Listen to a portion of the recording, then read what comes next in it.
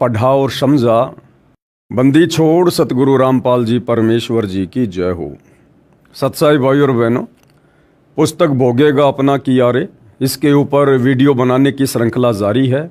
इस पुस्तक के माध्यम से हमने पढ़ा और समझा कि 2006 के करोथा कांड के समय जिन लोगों ने प्रत्यक्ष रूप से या अप्रत्यक्ष रूप से सतगुरु रामपाल जी के ऊपर या उनके भक्तों के ऊपर जो भी झूठे मुकदमे लगवाए, गवाहियाँ दी, या करोथा कांड के समय आश्रम पर हमला करने में प्रत्यक्ष या अप्रत्यक्ष रूप से जैसे भी भूमिका निभाई, आगे चलकर उनको क्या कर्म फल भोगना पड़ा।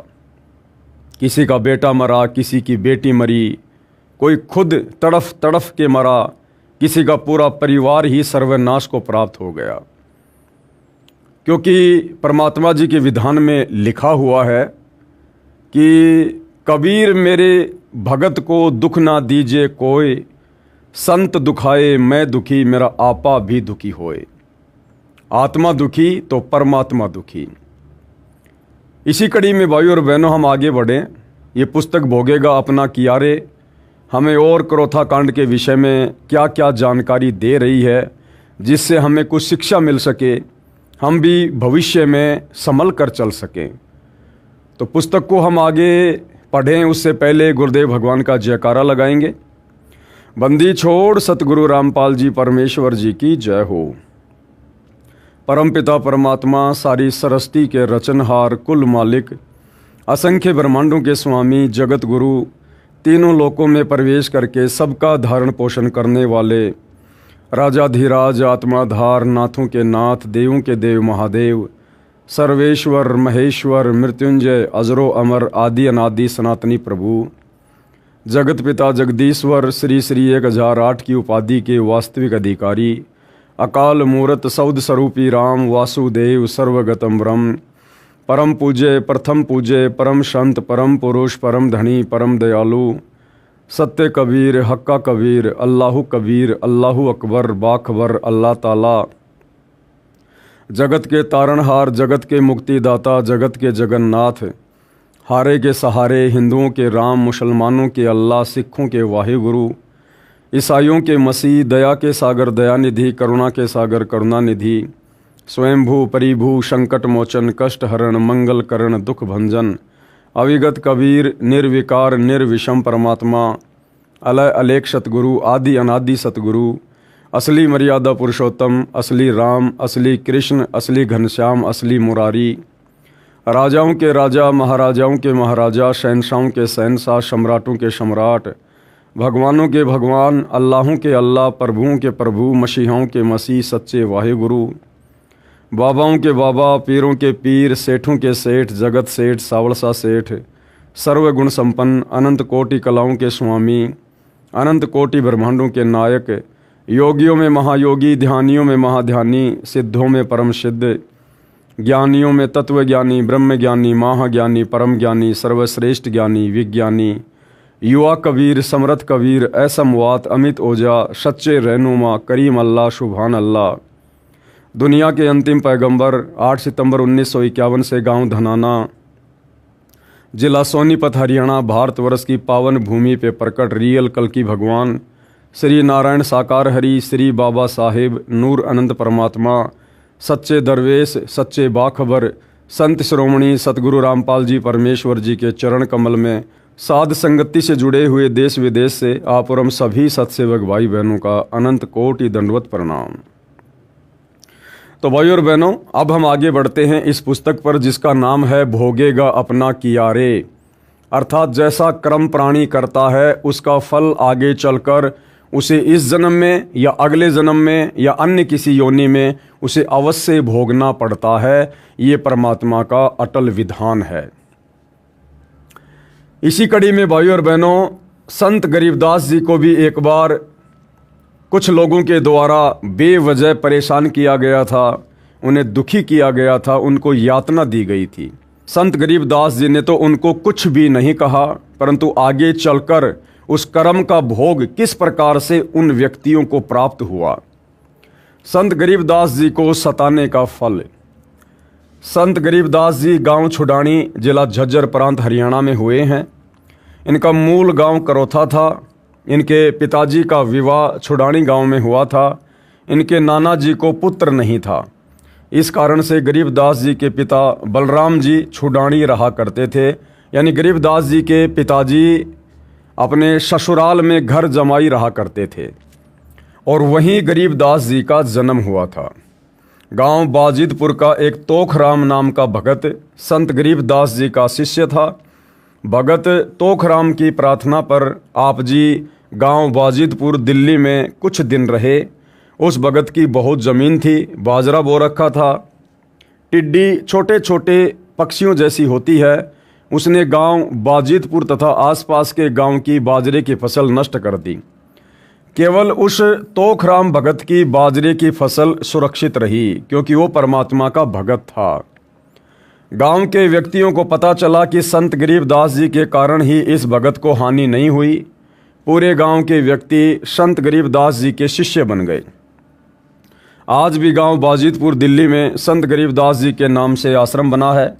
जब बाजरे की फसल पकी तो संत गरीबदास जी ने आदेश दिया कि सारे गांव को बाजरा बांट दें।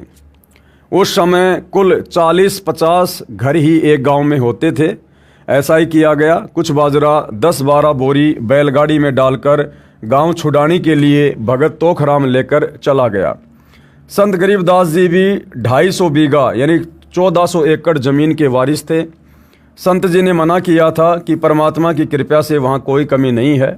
फिर भी भगत ने आग्रह किया कि दूर देश से भगत सत्संग सुनने आते हैं, मुझदास का भी पुण्य लग जाएगा। वैसे भी ये बाजरा आप जी की कृपा से ही तो आपके दास को मिला है। भगत की अटूट श्रद्धा के आगे संत गरीबदास जी निरुत्तर हो गए तथा ऐसा करने की अनुमति दे दी। कहते हैं, साधु भूखा भाव का, धन का भूखा नहीं, और जो कोई धन का भूखा वो साधु भी नहीं। बैलगाड़ी में 10-12 क्विंटल बाजरा भरकर उसी में गरीबदास जी को बैठाकर भगत गांव छुडानी की तरफ शाम को चल पड़ा। रास्ते में गांव काणोदा, वर्तमान जिला झज्जर, प्रांत हरियाणा पड़ता था। गांव काणोदा में भी टिड्डी दल ने सर्व बाजरे की फसल नष्ट कर दी थी। काणोदा गांव के व्यक्तियों ने बाजरे की गाड़ी को जबरदस्ती लूट लिया। संत गरीबदास जी अपने भगत के यहाँ से जो बाजरा लेकर आ रहे थे, काणोदा गांव के लोगों ने उस बाजरे को लूट लिया। भगत ने विरोध किया तो उसको भी मारने पीटने लगे। तब गरीबदास जी ने कहा, आप ऐसा न करो, किसी के धन को लूटना पाप है। गांव में आए व्यक्तियों का अतिथि सत्कार करना चाहिए, भोजन पानी की बात पूछनी चाहिए। आप ये अच्छा नहीं कर रहे हो। काणोदा गांव के व्यक्तियों ने कहा कि ये बड़ी शिक्षा दे रहा है, इसको बांध लो। सारा बाजरा लूट लिया। भगत खाली बैलगाड़ी लेकर बाजिदपुर लौट गया। जब सर्व घटना का गांव के व्यक्तियों को पता चला तो कुछ वृद्ध व्यक्ति गांव काणोदा को चल पड़े। दूसरी ओर बाजरा लूटने वाले गरीबदास को हाथों से बांधकर गांव ले गए। गांव काणोदा में एक साहब राय उर्फ छाजू नाम का बड़ा चौधरी व्यक्ति था। सरकार की ओर से उसे जेलदार का पद भी प्राप्त था, यानी छोटा मोटा दंड वो अपराधियों को दे सकता था। उस समय नवाब के द्वारा उसको अधिकार था। वह अपराधियों को दंड भी देता था। गांव के व्यक्तियों ने उस चौधरी से कहा कि ये चोर है, किसी का बाजरा चुरा कर ले जा रहा था, हम पकड़ लाए हैं। उस चौधरी ने अपने हाथों से गरीबदास जी को काठ लगाया। काठ उस समय एक प्रकार की सजा के तौर पर लगाया जाता था। काठ लगाना एक बहुत पीड़ा देने वाला यंत्र बना था, जिसमें व्यक्ति को काठ की बल्लियों के बीच में बांध दिया जाता था। उसमें व्यक्ति न बैठ सकता था न पूरा खड़ा हो सकता था। कुछ देर के पश्चात गांव बाजिदपुर के व्यक्ति गांव काणोदा में पहुंच गए।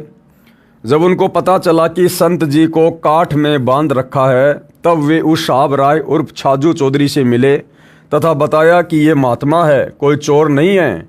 इनकी कृपा से उस भगत के बाजरे को टिड्डियों ने भी हानि नहीं की थी। यही बाजरा लेकर इनका भगत गांव छुडानी जा रहा था। ये कोई चोर नहीं है। आप जी को भ्रमित किया गया है। आप जी क्षमा याचना करें, अन्यथा आप जी को बहुत हानि हो जाएगी। उस साहब राय उर्फ छाजू चौधरी ने संत जी को काष्ट मुक्त कर दिया और हाथ जोड़कर क्षमा याचना नहीं की केवल सिर झुकाकर औपचारिकता करके अहंकारवश चला गया। इसी साहब राय चौधरी अर्थात छिकारा गोत्र ने एक मुसलमान को किसी के कहने से बेकसूर सजा दी थी। गरीबदास जी की घटना के 20 दिन पश्चात चौधरी साहब राय छिकारा प्रतिदिन की तरह सुबह सूर्योदय से पहले गांव से बाहर टट्टी फिरने गया, यानी फ्रेश होने के लिए गया था। तालाब पर हाथ साफ करके वापस चला। उसी समय 2 घोड़ों पर सवार 2 बिलोचों ने उस साहब राय चौधरी का एक एक हाथ पकड़ा तथा तलवार से दोनों हाथ काट कर चले गए। चिल्लाता बिलखता चौधरी साहब राय गांव पहुंचा। वैद्य बुलाकर उपचार कराया। न तो रक्त बहना बंद हुआ और ना ही पीड़ा बंद हुई। सारा दिन सारी रात चिल्लाता रहता था। बड़े बड़े वैद्य आए परंतु व्यर्थ। तब किसी भगत का उस गांव में आना हुआ। सर्व घटना को जानकर उसने कहा कि आप संत गरीबदास जी के पास जाओ, उनसे हृदय से समायाचना करो, तब बात बन सकती है। मरता क्या नहीं करता। 3-4 घोड़े तैयार किए गए। एक घोड़े पर उस चौधरी साहब राय को बैठाया तथा उसी घोड़े पर एक व्यक्ति और बैठा। सब के सब गांव छुडानी में संत गरीबदास जी के पास गए। चौधरी साहब राय उर्फ छाजू ने नाक रगड़ कर क्षमा मांगी। तुरंत पीड़ा तथा रक्त का स्राव बंद हो गया। उसी समय तुरंत वो पीड़ा बंद हो गई और खून का बहना भी बंद हो गया। सर्वे व्यक्तियों को बड़ा आश्चर्य हुआ। तब संत गरीबदास जी ने कहा, भाई आपको पद याद है, उसका सदुपयोग करना चाहिए। दंड देने से पहले स्वयं जांच करनी चाहिए। गलती हो भी जाए तो हृदय से क्षमा याचना करनी चाहिए। मैंने आपको कोई बद्दुआ नहीं दी, आप जी ने अपना किया ही भोगा है। इसी प्रकार भाइयों और बहनों, करोथा कांड के बाद में डिग्गल गांव में, बागपुर गांव में, करोथा के आसपास जिन जिन परिवारों का सर्वनाश हुआ, जिन्होंने करोथा कांड के समय प्रत्यक्ष या अप्रत्यक्ष रूप में अपनी भूमिका निभाई थी हमला करने में, संत रामपाल जी ने किसी को कोई बद्दुआ नहीं दी, क्योंकि ये सारी सृष्टि के पिता हैं और पिता कभी भी अपने बच्चों को बद्दुआ नहीं देता है। लेकिन जैसा कर्म किया है समय आने पर वो भोगना अवश्य पड़ता है। तो गरीबदास जी ने कहा कि मैंने आपको किसी प्रकार की कोई बद्दुआ नहीं दी, जैसा आपने कर्म किया उसकी आपने सजा पाई है। यहाँ पर यह बताना अनिवार्य है कि जब संत गरीबदास जी 10 वर्ष के बालक थे, सन 1727 संवत 1774, तब वे प्रतिदिन की तरह अन्य बड़े जवान साथियों के साथ अपने ही खेतों में गऊ चराने गए थे। उस दिन फाल्गुन मास की द्वादशी द्वास थी। दिन के 10 बजे परमात्मा कबीर बंदी छोड़ जी अपने अमरलोक से आए, जो अमरलोक आकाश में सर्वोपरि है। संत गरीबदास जी को कवारी गाय का दूध पिलाया, अन्य पालियों यानी ग्वालों ने नहीं पिया। उसके पश्चात संत गरीबदास जी को परमात्मा कबीर जी ऊपर ले गए। ऊपर विष्णु जी का लोक, शिव जी का लोक, ब्रह्मा जी का लोक तथा सर्वलोक दिखाकर अपने अमर लोक ले गए, यानी सतलोक ले गए। इस प्रक्रिया में 8 से 10 घंटे लग गए। दूसरी ओर बालक गरीबदास जी को मरा जानकर अंतिम संस्कार के लिए चिता पर रख दिया था। उसी समय परमात्मा ने वह आत्मा पुनः शरीर में प्रवेश कर दी। बालक जीवित हो गया। गांव में खुशी की लहर दौड़ गई। उस दिन के पश्चात बालक गरीबदास जी सामान्य बच्चा नहीं रहा। कहावत है कि आप क्या भगवान से मिलकर आए हो। संत गरीबदास जी भगवान से मिलकर आए थे। इसलिए संत गरीबदास जी ने उपस्थित काणोदा निवासियों को मनुष्य जीवन का उद्देश्य बताया। सर्व ने दीक्षा ली। उस साहब राय छिकारा चौधरी के वंशज आज भी संत गरीबदास जी की पूजा करते हैं, लेकिन वो एक फॉर्मेलिटी चल रही है भाई और बहनों। लगभग आधा काणोदा गांव उन्हीं की संतान है। उसको छाजूवाड़ा कहते हैं, क्योंकि उस चौधरी का उर्फ नाम छाजू था। जिन व्यक्तियों ने बाजरा लूटा था उन्होंने क्षमा याचना करने से इनकार कर दिया था। वे फिर भी गरीबदास जी के विषय में भला बुरा कहा करते थे। उन सर्व का कुल नाश हो गया। एक एक करके सर्व संतान नष्ट हो गई तथा स्वयं भी तड़फ तड़फ कर मरे। परमात्मा कहते हैं, कबीर साकट सन का जेवड़ा भीगे ते करड़ाए, राम नाम जाने नहीं तड़फ तड़फ मर जाए। सन होता है भाइयों और बहनों, किसान जो है अपने खेत में पैदा करते हैं, तो सन के पौधे के ऊपर जब उसको पानी के अंदर काफ़ी दिनों तक डाल के रखा जाता है तो उस क्षण के पौधे के ऊपर की जो खाल होती है उसको उतार कर और उसकी रस्सी बनाई जाती है, देसी भाषा में जिसको जेवड़ा कहते हैं, जेवड़ा। तो परमात्मा कहते हैं कि जो साकट व्यक्ति होता है ना, वो क्षण के जेवड़ी की तरह होता है। उसको पानी में भिगो दोगे तो भी वो बिल्कुल ऐसा रहेगा, टाइट टाइट, उसकी जो अकड़ है वो कम नहीं होती। तो परमात्मा कहते हैं जो साकट व्यक्ति होता है वो क्षण के जेवड़ी की तरह होता है। भीगे ते करड़ाए और राम नाम जाने नहीं, तड़फ तड़फ मर जावे। कबीर राम नाम से खिज मरे, कुष्टी हो गड़ जावे। शुकर होकर जन्म ले, नाक डूबता खावे। नीच व्यक्ति का स्वभाव बताया है कि वह उस क्षण के रस्से के समान है जो जल में भीगकर अधिक सख्त हो जाता है, जबकि जल में भीगने से पदार्थ नरम हो जाते हैं। इसी प्रकार सत्संग के वचन रूपी जल में भी जो अहंकार करता है, नम्र होकर दीक्षा नहीं लेता और परमात्मा की चर्चा करने से चिढ़ता है, वह व्यक्ति कुष्ठ रोग से पीड़ित होकर गलकर मर जाता है। फिर सूअर का जन्म प्राप्त करके नाक डुबोकर गंदा खाता है, गंध खाता है वो। ऐसे व्यक्तियों को सतर्क किया जा रहा है कि समय रहते संत रामपाल जी महाराज से दीक्षा लेकर अपना मानव जीवन सुधार लो, नहीं तो बहुत पछताना पड़ेगा। सतलोक आश्रम मैनेजमेंट हरियाणा से भी हम प्रार्थना कर रहे हैं, विनती कर रहे हैं कि भाई 2014 बरवाला कांड में जो आप लोगों ने भूमिका निभाई है, अहंकार में आकर संत रामपाल जी को जेल जाने पर मजबूर कर दिया, 6 भक्तों की बरवाला आश्रम के बाहर मौत हुई है, आप लोगों के मनमाने आचरण के कारण, आप लोगों की मनमानी हरकतों के कारण। और वर्तमान 2025 तक आप लोगों ने किस किस प्रकार से नादान संगत की मर्यादाएं तोड़वाई है, भक्ति विरुद्ध कर्म करके। तो आप लोगों से भी हम साथ संगति वाले भाई बहन विनती करते हैं कि भाई सतगुरु रामपाल जी भगवान से नाक रगड़ रगड़ के अपने मनमाने आचरण की क्षमा याचना कर लो। वैसे तो आप लोग गलतियां करने में इतने आगे निकल चुके हो, शायद ही आपको माफ़ी मिले। फिर भी संत बड़े दयालु होते हैं, सतगुरु रामपाल जी से नाक रगड़ रगड़ के बरवाला कांड में और उसके बाद की गई अपनी तमाम गलतियों की क्षमा याचना कर लो, अन्यथा भाई ये पुस्तक आप ही लिख रहे हो, भोगेगा अपना किया रे।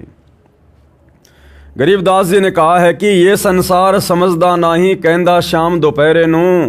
और गरीबदास ये वक्त जात है, रोगे इस पहरे नू, बाद में पछताओगे इन दिनों को याद कर करके। शेख तकी पीर ने अपना किया भोगा। शेख तकी कौन था? 650 साल पहले मुग़ल बादशाह सिकंदर लोदी, जो कि कबीर जी का शिष्य बन गया था, और शेख तकी राजा सिकंदर लोदी का धार्मिक गुरु था, पीर था उसका। और उस व्यक्ति ने परमेश्वर कबीर जी के साथ में 52 प्रकार की बदमाशियाँ की, उनको नीचा दिखाने के लिए, उनको मिटाने के लिए। और अंत में उस शेख तकी के साथ में उसी के कर्मों के तहत क्या हुआ उसकी जानकारी हम प्राप्त करेंगे। कहने का मतलब भाइयों और बहनों, संतों को, भक्तों को बेवजह परेशान करना, दुखी करना, फिर आगे चलकर तरह तरह के कष्ट भोगना, ये परमात्मा का विधान है। तो गुरुदेव हमें सतर्क करना चाहते हैं। हम नादानों को पहले से शिक्षा दे रहे हैं कि भाई संतों के साथ, भक्तों के साथ फालतू में बकवाद नहीं करनी चाहिए, मजाक नहीं करना चाहिए। संत भक्तों से तो ज्ञान प्राप्त करके आत्मा का कल्याण करवाना चाहिए। दिल्ली का सम्राट सिकंदर लोदी था, उसको जलन का असाध्य रोग हो गया था। उस राजा का धार्मिक गुरु यानी पीर शेख तकी था, जो भारत के मुसलमानों का प्रधान था। सिकंदर राजा का जलन का रोग किसी भी औषधि से ठीक नहीं हुआ, न किसी हिंदू मुसलमान धर्म की साधनाओं से हुआ। किसी भगत के बताने पर सिकंदर लोदी राजा परमात्मा कबीर जी के पास काशी नगर बनारस गया। परमात्मा कबीर जी के आशीर्वाद मात्र से स्वस्थ हो गया। किसी बात से नाराज होकर सिकंदर लोदी दिल्ली के सम्राट ने स्वामी रामानंद जी की तलवार से गर्दन काट दी थी। उसी समय परमेश्वर कबीर जी वहाँ स्वामी रामानंद जी के आश्रम में प्रतिदिन की तरह आरती करने चले गए। स्वामी रामानंद जी पंडित थे, परमेश्वर कबीर जी ने उनको गुरु धारण कर रखा था। सिकंदर लोदी तथा काशी नरेश वीर देव सिंह बघेल की उपस्थिति में स्वामी रामानंद जी को परमेश्वर कबीर जी ने जीवित कर दिया। सिकंदर लोदी का अधिक रुझान परमात्मा कबीर जी की तरफ हो गया। जो पूर्व गुरु शेख तकी को रास नहीं आया, जिस कारण से ईर्ष्यावश कबीर जी को नीचा दिखाने की योजना बनाने लगा, कहीं राजा मुझे त्याग ना दे। इसी योजनावश किसी मुर्दे बालक को जीवित करने की शर्त रखी, जो शवजनों द्वारा अंतिम संस्कार करके दरिया में प्रवाह कर दिया गया था, जो 12-13 वर्ष की आयु का था। परमात्मा कबीर जी ने हजारों सैनिकों तथा राजा सिकंदर की उपस्थिति में उस बालक को जीवित कर दिया। फिर भी शेख तकी साकट नहीं माना। परमात्मा कबीर जी को मारने की योजना शेख तकी ने बनाई तथा अपनी झोपड़ी में सोए कबीर जी को गुंडों द्वारा तलवार से टुकड़े टुकड़े शेख तकी ने अपनी उपस्थिति में करवा दिए। जब चलने लगे तो परमात्मा कबीर जी खड़े हो गए। जिनके टुकड़े टुकड़े कर दिए गए थे वो परमात्मा तुरंत खड़ा हो गया। इसको कहते हैं अविनाशी। अविनाशी तो उसको जान जिसको मारने में कोई भी सक्षम नहीं है। जब चलने लगे तो परमात्मा कबीर जी खड़े हो गए तथा कहा, हे शेख तकी, आप दास के मेहमान बनकर आए हो, कुछ जलपान करके जाना। ये लीला देखकर कई गुंडों को बुखार हो गया, परंतु शेख तकी साकट नहीं माना। कबीर परमेश्वर जी को शेख तकी ने गहरे झेरे कुएं में डालकर अपने हजारों साथियों से उसमें ऊपर से मिट्टी भर दी। फिर सिकंदर लोदी ने राजा से जाकर कहा कि हे राजन, जिसे आप अल्लाह का अवतार कहते थे, उसको जनता ने सूखे कुएं में मिट्टी में दबा दिया, वह मर गया। सिकंदर लोदी ने कहा, हे पीर जी, अपने कर्म ना खराब कर तथा न ही भोली जनता के कर्म बिगड़वा। देख, मेरे दूसरे कमरे में बैठे हैं अल्लाह कबीर। शेख तकी ने अपने साथियों सहित जाकर उस कमरे में देखा तो कबीर जी वहाँ बैठे माड़ा फेर रहे थे, लेकिन शेख तकी साकट फिर भी बाज नहीं आया। सरसों के तेल को कढ़ाई में उबाला, कबीर जी को उसमें प्रवेश होने के लिए विवश किया। कबीर जी उस उबलते तेल के कढ़ाई में बैठ गए, कुछ भी नहीं हुआ, आराम से बैठे हैं। शेख तकी ने कहा कि यह जादू जंत्र जानता है, इसने तेल की तासीर ठंडी कर दी। सिकंदर लोदी राजा ने तेल की जांच करने के लिए हाथ की उंगली तेल में डाली तो उंगली जलकर कढ़ाई में गिरकर भुन गई। सिकंदर लोदी दर्द के मारे अचेत हो गया। परमेश्वर कबीर जी कढ़ाई से बाहर आए, हाथ की उंगली साबित कर दी। तब सिकंदर लोदी को होश आया। उस दिन हजारों की संख्या में हिंदू तथा मुसलमान दर्शक परमेश्वर कबीर जी के शिष्य बने, परंतु नहीं माना साकट शेख तकी। शेख तकी की लड़की की मृत्यु के पश्चात जमीन में कब्र बनाकर दबा रखी थी। शेख तकी की शर्त पर परमात्मा कबीर जी ने उस लड़की को कब्र से निकलवा कर जीवित कर दिया।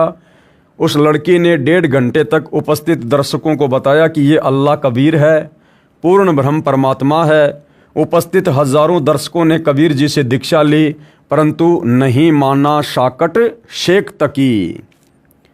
परमेश्वर कबीर जी दोनों धर्मों के व्यक्तियों को समझाया करते थे कि आपके धर्मगुरु परमात्मा प्राप्ति के यथार्थ ज्ञान से खाली हैं और मेरे पास वह सत्य भक्ति है जिससे आप यहाँ भी सुखी तथा परलोक में भी सुखी हो जाओगे।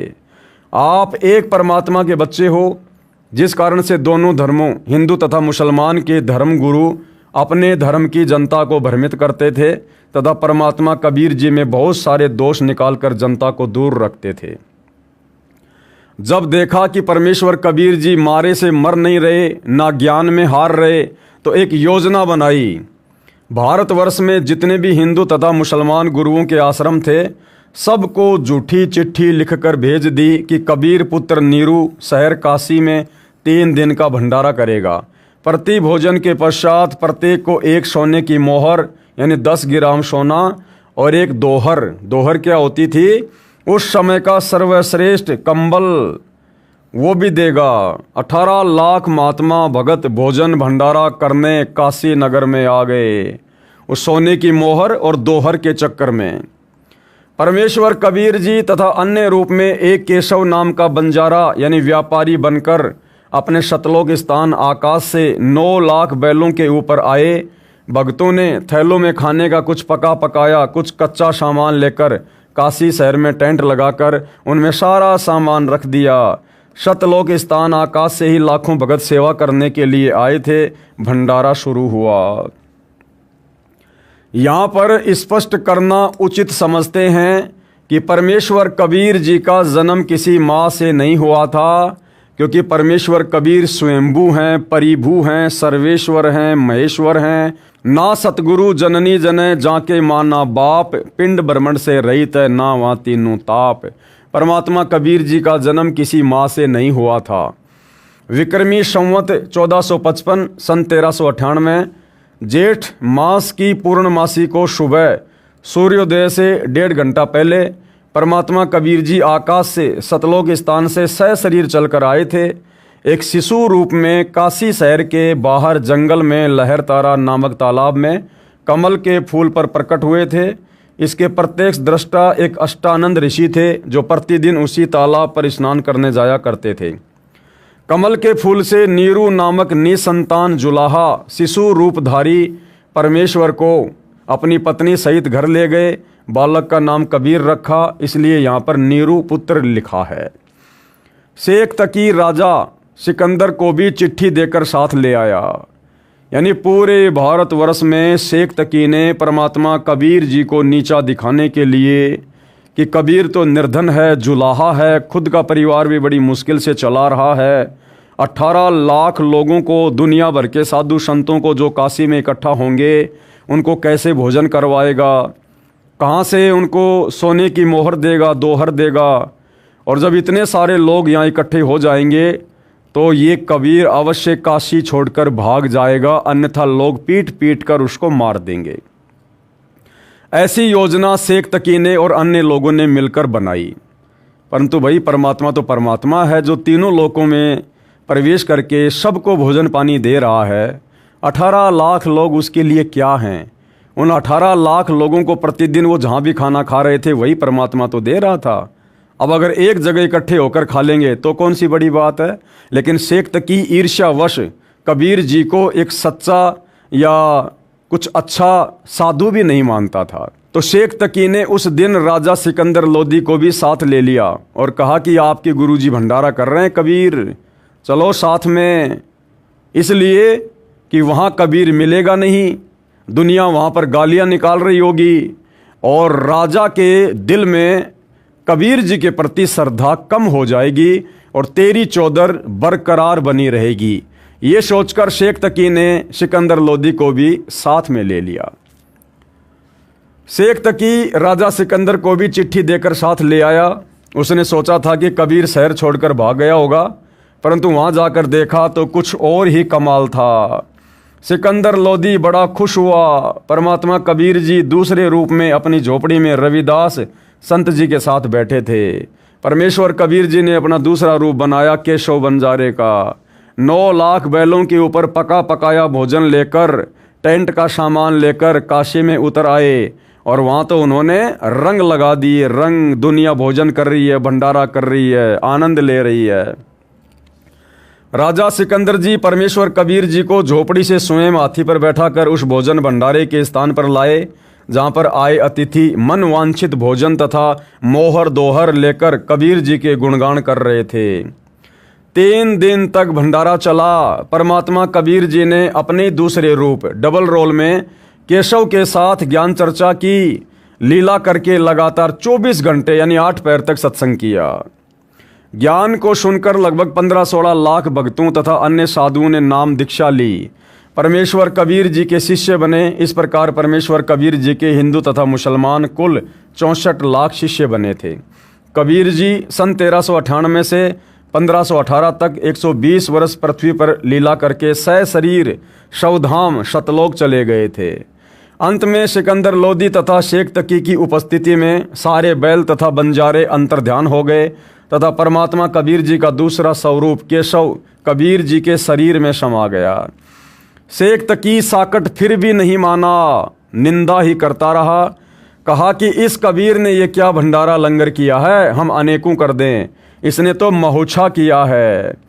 महोछा कहते हैं जवान मौत होने पर किसी गुरु के आदेश अनुसार क्रिया कराने को, जिसमें घर वाले दुखी मन से मजबूरी जानकर कुछ भोजन की व्यवस्था करते हैं।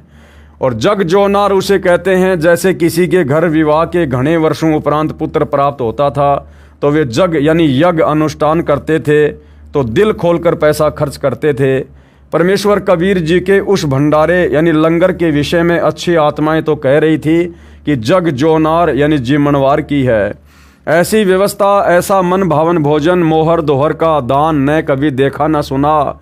जय हो कबीर परमेश्वर की।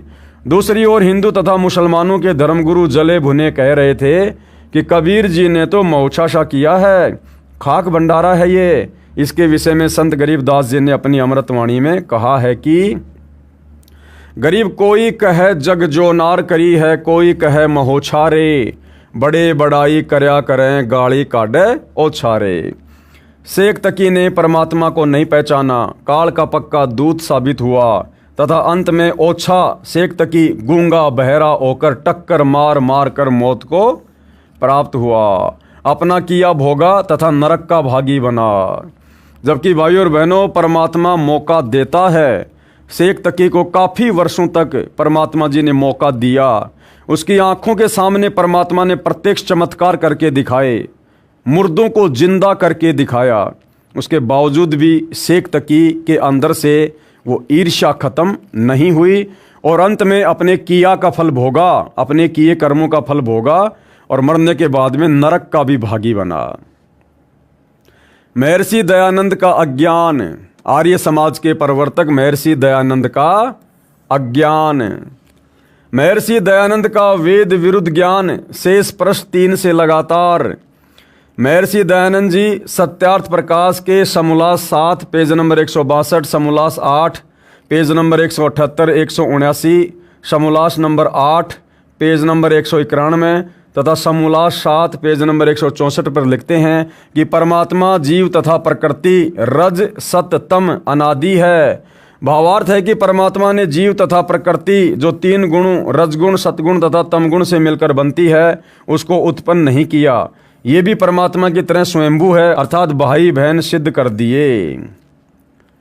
शेख तकी कह रहा कि रजगुण, तमगुण, सतगुण ये स्वयंभू हैं, अपने आप प्रकट हुए हैं। पुस्तक ऋग्वेदादि भाष्य भूमिका नामक पुस्तक के पेज नंबर 117-118 में वेद मंत्र का अनुवाद करते समय खंडन किया है कि सृष्टि रचना से पहले केवल एक परमात्मा था। उस समय रज सत तम अर्थात 3 गुण नहीं थे, जिसको महर्षि दयानंद ने प्रकृति कहा है। उसी को प्रधान भी कहा जाता है। वे भी नहीं थे। इससे भी समय सिद्ध हुआ कि पहले केवल परमात्मा थे, बाद में सृष्टि रचना के समय प्रकृति तथा जीव परमात्मा ने ही उत्पन्न किए। वेदों में प्रमाण है कि परमात्मा ने प्रकृति तथा जीव को भी उत्पन्न किया। प्रकृति यानी ये दुर्गा और जीव यानी आप और हम सभी आत्माएं। ऋग्वेद मंडल 10 सूक्त 72 मंत्र 1 और 9, बड़े आकार वाले ऋग्वेद द्वितीय भाग सूक्त 72 के मंत्र 9 में अदिति का अर्थ है प्रकृति किया है। मंत्र 4 व 5 में लिखा है कि हे दक्ष, ईश्वर से अदिति अर्थात प्रकृति उत्पन्न हुई। छोटे ऋग्वेद के ऋग्वेद मंडल 10 सूक्त 72 मंत्र 8 से प्रकृति का अर्थ अदिति किया है। जिस रजगुण, सतगुण तथा तमगुण को महर्षि जी ने प्रकृति कहा है, सृष्टि से पूर्व नहीं था। इससे सिद्ध हुआ कि प्रकृति को भी परमात्मा ने उत्पन्न किया है। यानी भाइयों और बहनों, जब तक तत्व ज्ञान नहीं होगा, चाहे महर्षि हो चाहे कोई सिद्ध हो, वो केवल खिचड़ी ज्ञान ही समाज में पेश कर सकता है। जब तक इंसान को सृष्टि रचना का यथार्थ ज्ञान नहीं होगा, वो ना तो स्वयं किसी धर्म ग्रंथ को समझ सकता है, ना किसी को समझा सकता है। तो यही स्थिति आर्य समाज के प्रवर्तक श्री दयानंद जी की थी। सामवेद मंत्र संख्या 527 में तथा ऋग्वेद मंडल 9 सूक्त 9 मंत्र 1 में स्पष्ट है कि परमात्मा ने जीव आत्मा को तथा प्रकृति को उत्पन्न किया है। लिखा है जब ये सृष्टि उत्पन्न नहीं हुई थी, इससे यह भी सिद्ध है कि सृष्टि उत्पन्न हुई है तथा प्रारंभ हुई है। महर्षि दयानंद का सत्यार्थ प्रकाश वाला ज्ञान गलत सिद्ध हुआ, जिसमें कहा है कि जीव की उत्पत्ति नहीं हुई, सृष्टि का प्रारंभ नहीं हुआ। ये तो अनादिकाल से चली आ रही है। प्रकृति भी उत्पन्न नहीं हुई। जीव, प्रकृति तथा परमात्मा अनादि है। महर्षि दयानंद ने यह भी कहा है कि जीव की उत्पत्ति परमात्मा ने नहीं की। ये भी गलत सिद्ध हुआ, क्योंकि ऊपर वर्णित वेद मंत्रों में सिद्ध हो चुका है कि परमात्मा ने जीव तथा प्रकृति की भी उत्पत्ति की है। कहने का मतलब भाइयों और बहनों, श्री दयानंद सरस्वती जी ने जो ज्ञान अपनी पुस्तक सत्यार्थ प्रकाश में लिखा है, वो टोटली ज्ञान वेदों के विरुद्ध है। कारण क्या बताया गुरुदेव ने कि महर्षि दयानंद जी ने अपना अज्ञान सत्यार्थ प्रकाश पुस्तक के माध्यम से लिखकर जल्दबाजी में पहले ही समाज में प्रस्तुत कर दिया।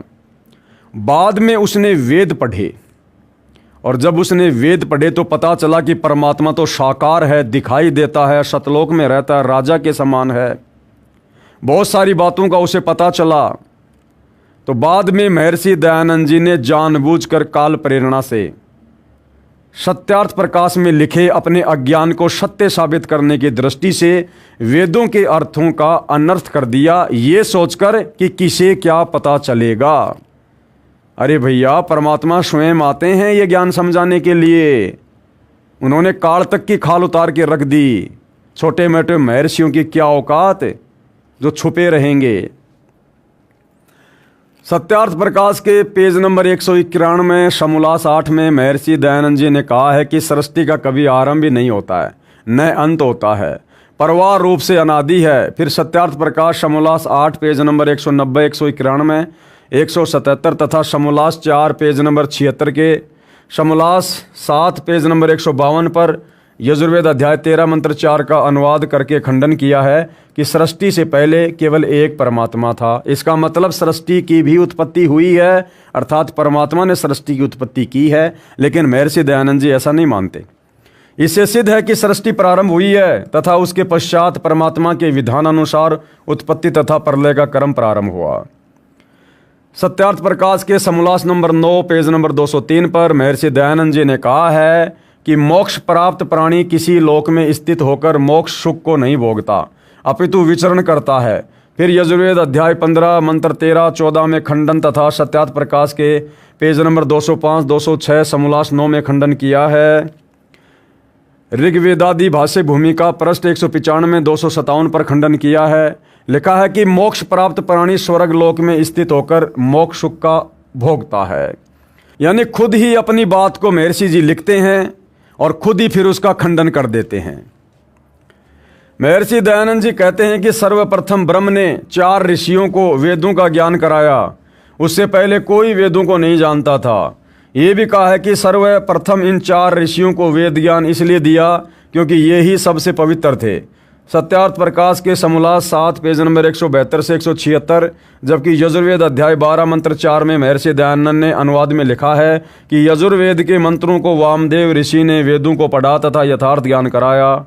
यदि वेद ज्ञान सर्वप्रथम 4 ऋषियों को प्राप्त हुए होते तो वेद में वामदेव ऋषि का नाम नहीं आता। अब वामदेव कौन थे भाइयों और बहनों? स्वयं कबीर परमात्मा ही जब सतयुग में सतसुकृत ऋषि के नाम से आए थे और जब वेदों का सत्य ज्ञान मनु आदि को बताया करते थे तो मनु ने तत्व ज्ञान के अभाव में और अहंकारवश ईर्ष्यावश इस ज्ञान को स्वीकार नहीं किया। काल प्रेरित होकर उन्होंने कबीर परमात्मा का नाम वामदेव रख दिया, यानी उल्टा ज्ञान देने वाला। इससे महर्षि दयानंद जी का सत्यार्थ प्रकाश वाला ज्ञान गलत सिद्ध हुआ। महर्षि दयानंद जी नहीं मानते कि शरीर में कमल चक्र भी हैं। जीवन चरित्र श्रीमद दयानंद प्रकाश पेज नंबर 33-34, जबकि ऋग्वेद आदि भाष्य भूमिका पुस्तक के पेज नंबर 183, 185 व 186 में उपनिषदों के वाक्यों से स्वयं सिद्ध कर रहा है कि कमल चक्र हैं। ऋग्वेद मंडल 1 सूक्त 164 मंत्र 3 में प्रमाण है कि कमल चक्र हैं। यानी वेदों में जो बातें सत्य लिखी हैं महर्षि जी की सत्यार्थ प्रकाश में बिल्कुल वेदों के विपरीत लिखी गई हैं। महर्षि दयानंद का वह सिद्धांत भी गलत सिद्ध हुआ कि परमात्मा ने सर्वप्रथम 4 ऋषियों को वेद उनके हृदय में दिए, क्योंकि ऋग्वेद आदि भाष्य भूमिका पुस्तक के पेज नंबर 10-11 पर स्पष्ट है कि ब्रह्म ने अपने श्वासों से वेद उत्पन्न किए। वास्तविकता भी यही है।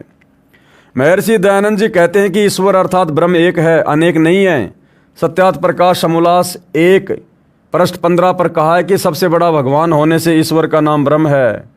फिर 20 पर कहा कि ईश्वरेषु समर्थेषु परम श्रेष्ठ स परमेश्वर। ईश्वरों शब्द से ही स्पष्ट है कि ईश्वर अनेक हैं, अन्यथा ईश्वरों जो बहुवचन है प्रयोग नहीं करना था।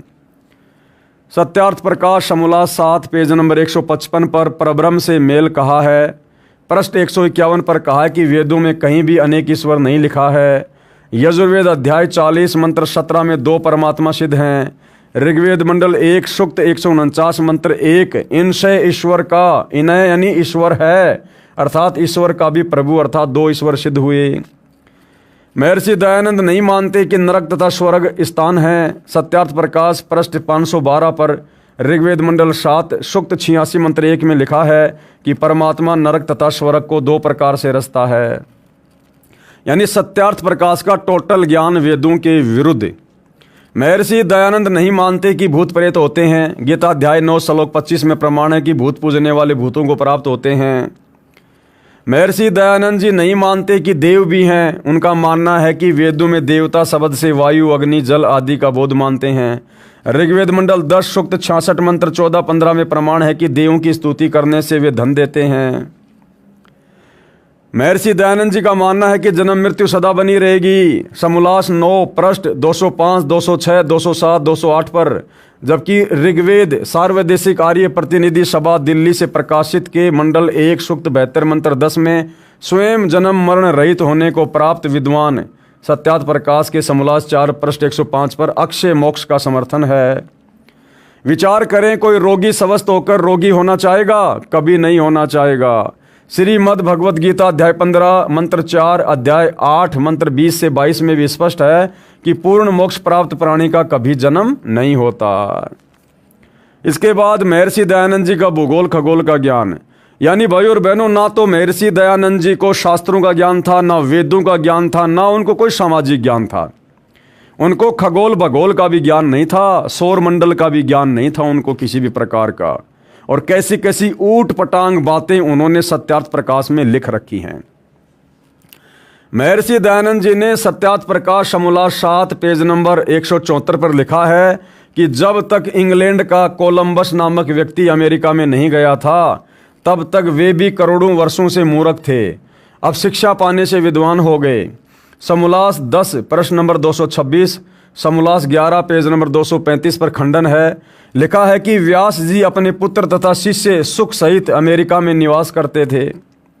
वे सर्व शिक्षित थे। फिर सत्यार्थ प्रकाश समोल्लास 11 पेज नंबर 235 पर लिखा है कि सृष्टि प्रारंभ हुई तब से लेके 5000 वर्ष पूर्व तक आर्यों का सार्वभौम चक्रवर्ती राज्य रहा है। अमेरिका का बब्रुवाहन नामक राजा महाभारत युद्ध में आया था।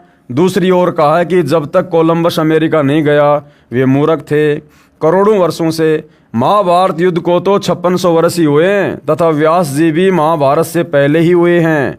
कोलंबस तो 400 वर्ष पहले ही अमेरिका गया था। अमेरिका वाले पहले ही शिक्षित थे। ऐसा विरोधाभास अज्ञानियों के विचारों में ही होता है। इससे महर्षि दयानंद जी का सत्यार्थ प्रकाश वाला ज्ञान गलत सिद्ध हुआ। सत्यार्थ प्रकाश प्रमाण समोल्लास 8 पेज नंबर 197 198 पर लिखा है कि सूर्य, चंद्र व तारों तथा नक्षत्रों में मनुष्य तथा अन्य प्राणी पृथ्वी की तरह रहते हैं। बताओ, महर्षि दयानंद जी कह रहे हैं सूर्य पर, इस आग के गोले पर जैसे हम पृथ्वी पर रहते हैं ऐसे वहाँ भी मनुष्य रहते हैं, इंसान रहते हैं, खेती बाड़ी करते हैं, बाग बगीचे हैं। वहाँ पर इसी प्रकार सुख विशेष पदार्थ अर्थात जल, अन्न, मेवा, काजू, किशमिश तथा फल हैं। सूर्य आदि लोकों में रहने वाले व्यक्ति इन्हीं वेदों को पढ़ते हैं। महर्षि दयानंद का अपना मत था कि परमात्मा की भक्ति से पाप नाश नहीं होते। इसलिए सत्यार्थ प्रकाश समोल्लास 7 पेज नंबर 155 पर कहा है कि जिस पुस्तक में पापों को क्षमा नाश करने की बात है वह न ईश्वर और न किसी विद्वान का बनाया गया है। समोल्लास 14 पेज नंबर 473। जबकि यजुर्वेद अध्याय 8 मंत्र 13 में, ऋग्वेद मंडल 9 सूक्त 82 मंत्र 1 में परमात्मा पाप नाश करता है का प्रमाण है। महर्षि दयानंद जी के विधान अनुसार तो वेद भी मूर्ख के बनाए सिद्ध हुए, जबकि महर्षि दयानंद कहते हैं कि वे वेद के अतिरिक्त किसी की भी बात को सत्य नहीं मानते। सत्यार्थ प्रकाश समोल्लास 13 पेज नंबर 426 430 में महर्षि दयानंद जी ने तर्क दिया है कि ईसा ने यानी ईसा मसीह ने अपने माता पिता की सेवा नहीं की, जिस कारण से लंबी आयु नहीं पा सका। महर्षि दयानंद का कहना है कि ईसा को क्रश किया गया, कितने कष्ट से प्राणांत हुआ, इससे अच्छा तो फंद यानी फांसी लगाकर मर जाना चाहिए था। अब विचार करें भाई और बहनों, महर्षि दयानंद की आत्मकथा नामक पुस्तक पेज नंबर 8 पर महर्षि दयानंद ने स्वयं लिखा है कि वे अपने माता पिता की सेवा करने के विरोधी थे। उन्होंने भी अपने माता पिता की सेवा नहीं की। शायद इस पाप के परिणाम स्वरूप महर्षि दयानंद 59 वर्ष की आयु में असाध्य रोग से 1 महीने तक तड़फ तड़फ कर मरे। उनके माथे पर छाले, मुंह में छाले, जीभ पर छाले, सारे शरीर पर छाले तथा टट्टी पेशाब भी वस्त्रों में ही निकल जाता था। प्रमाण है पुस्तक श्री मद दयानंद प्रकाश पेज नंबर 437, 443, 444, 445, 446, 447 से महर्षि दयानंद जी ने समोल्लास 3 पेज नंबर 44 पर कहा है कि जो व्यक्ति 48 वर्ष तक ब्रह्मचर्य का सेवन करता है वह 400 वर्षों तक जीवित रहता है। महर्षि दयानंद तो आमरण ब्रह्मचार्य का दावा करते थे कि मैं तो आजीवन ब्रह्मचार्य का पालन किया है मैंने। वे स्वयं अश्वनी आशोज बदी चतुर्दशी संवत 1940 से कार्तिक अमावस्या संवत 1940 तक 1 महीना रोग की महापीड़ा को झेलकर 59 वर्ष की आयु में मर गए। जबकि ये तो आजीवन ब्रह्मचार्य का पालन किया करते थे जैसा कि ये कह रहे हैं। तो 400 साल तो बहुत दूर की बात है, ये तो खाली 59 साल की उम्र में ही मर गए। प्रमाण पुस्तक श्री मद दयानंद प्रकाश पेज नंबर 437 तथा 451 तथा पेज नंबर 437, 438, 443 से 447 पर। सत्यार्थ प्रकाश समोल्लास 13 पेज नंबर 444 पर समीक्षा संख्या 125 में ईसाइयों की आलोचना में कहा है कि एक स्त्री सूर्य पहने है, यानी एक स्त्री ने सूर्य को पहन रखा है, चांद उसके पांव तले हैं। महर्षि दयानंद स्वयं कह रहा है कि सूर्य पर मनुष्य व अन्य प्राणी रहते हैं, वहाँ सर्व सुख पदार्थ जैसे गेहूं, चना, काजू आदि मेवा फल हैं। सत्यार्थ प्रकाश के समोल्लास 8 पेज नंबर 197, 198 में। यानी टोटल भाई और बहनों उवाबाई भर रखी है, मनमाना ज्ञान ठोक रखा है सत्यार्थ में। महर्षि दयानंद का वेद ज्ञान, एक मंत्र का 2 वेदों में अर्थ किया है, दूसरे के विपरीत अर्थ है।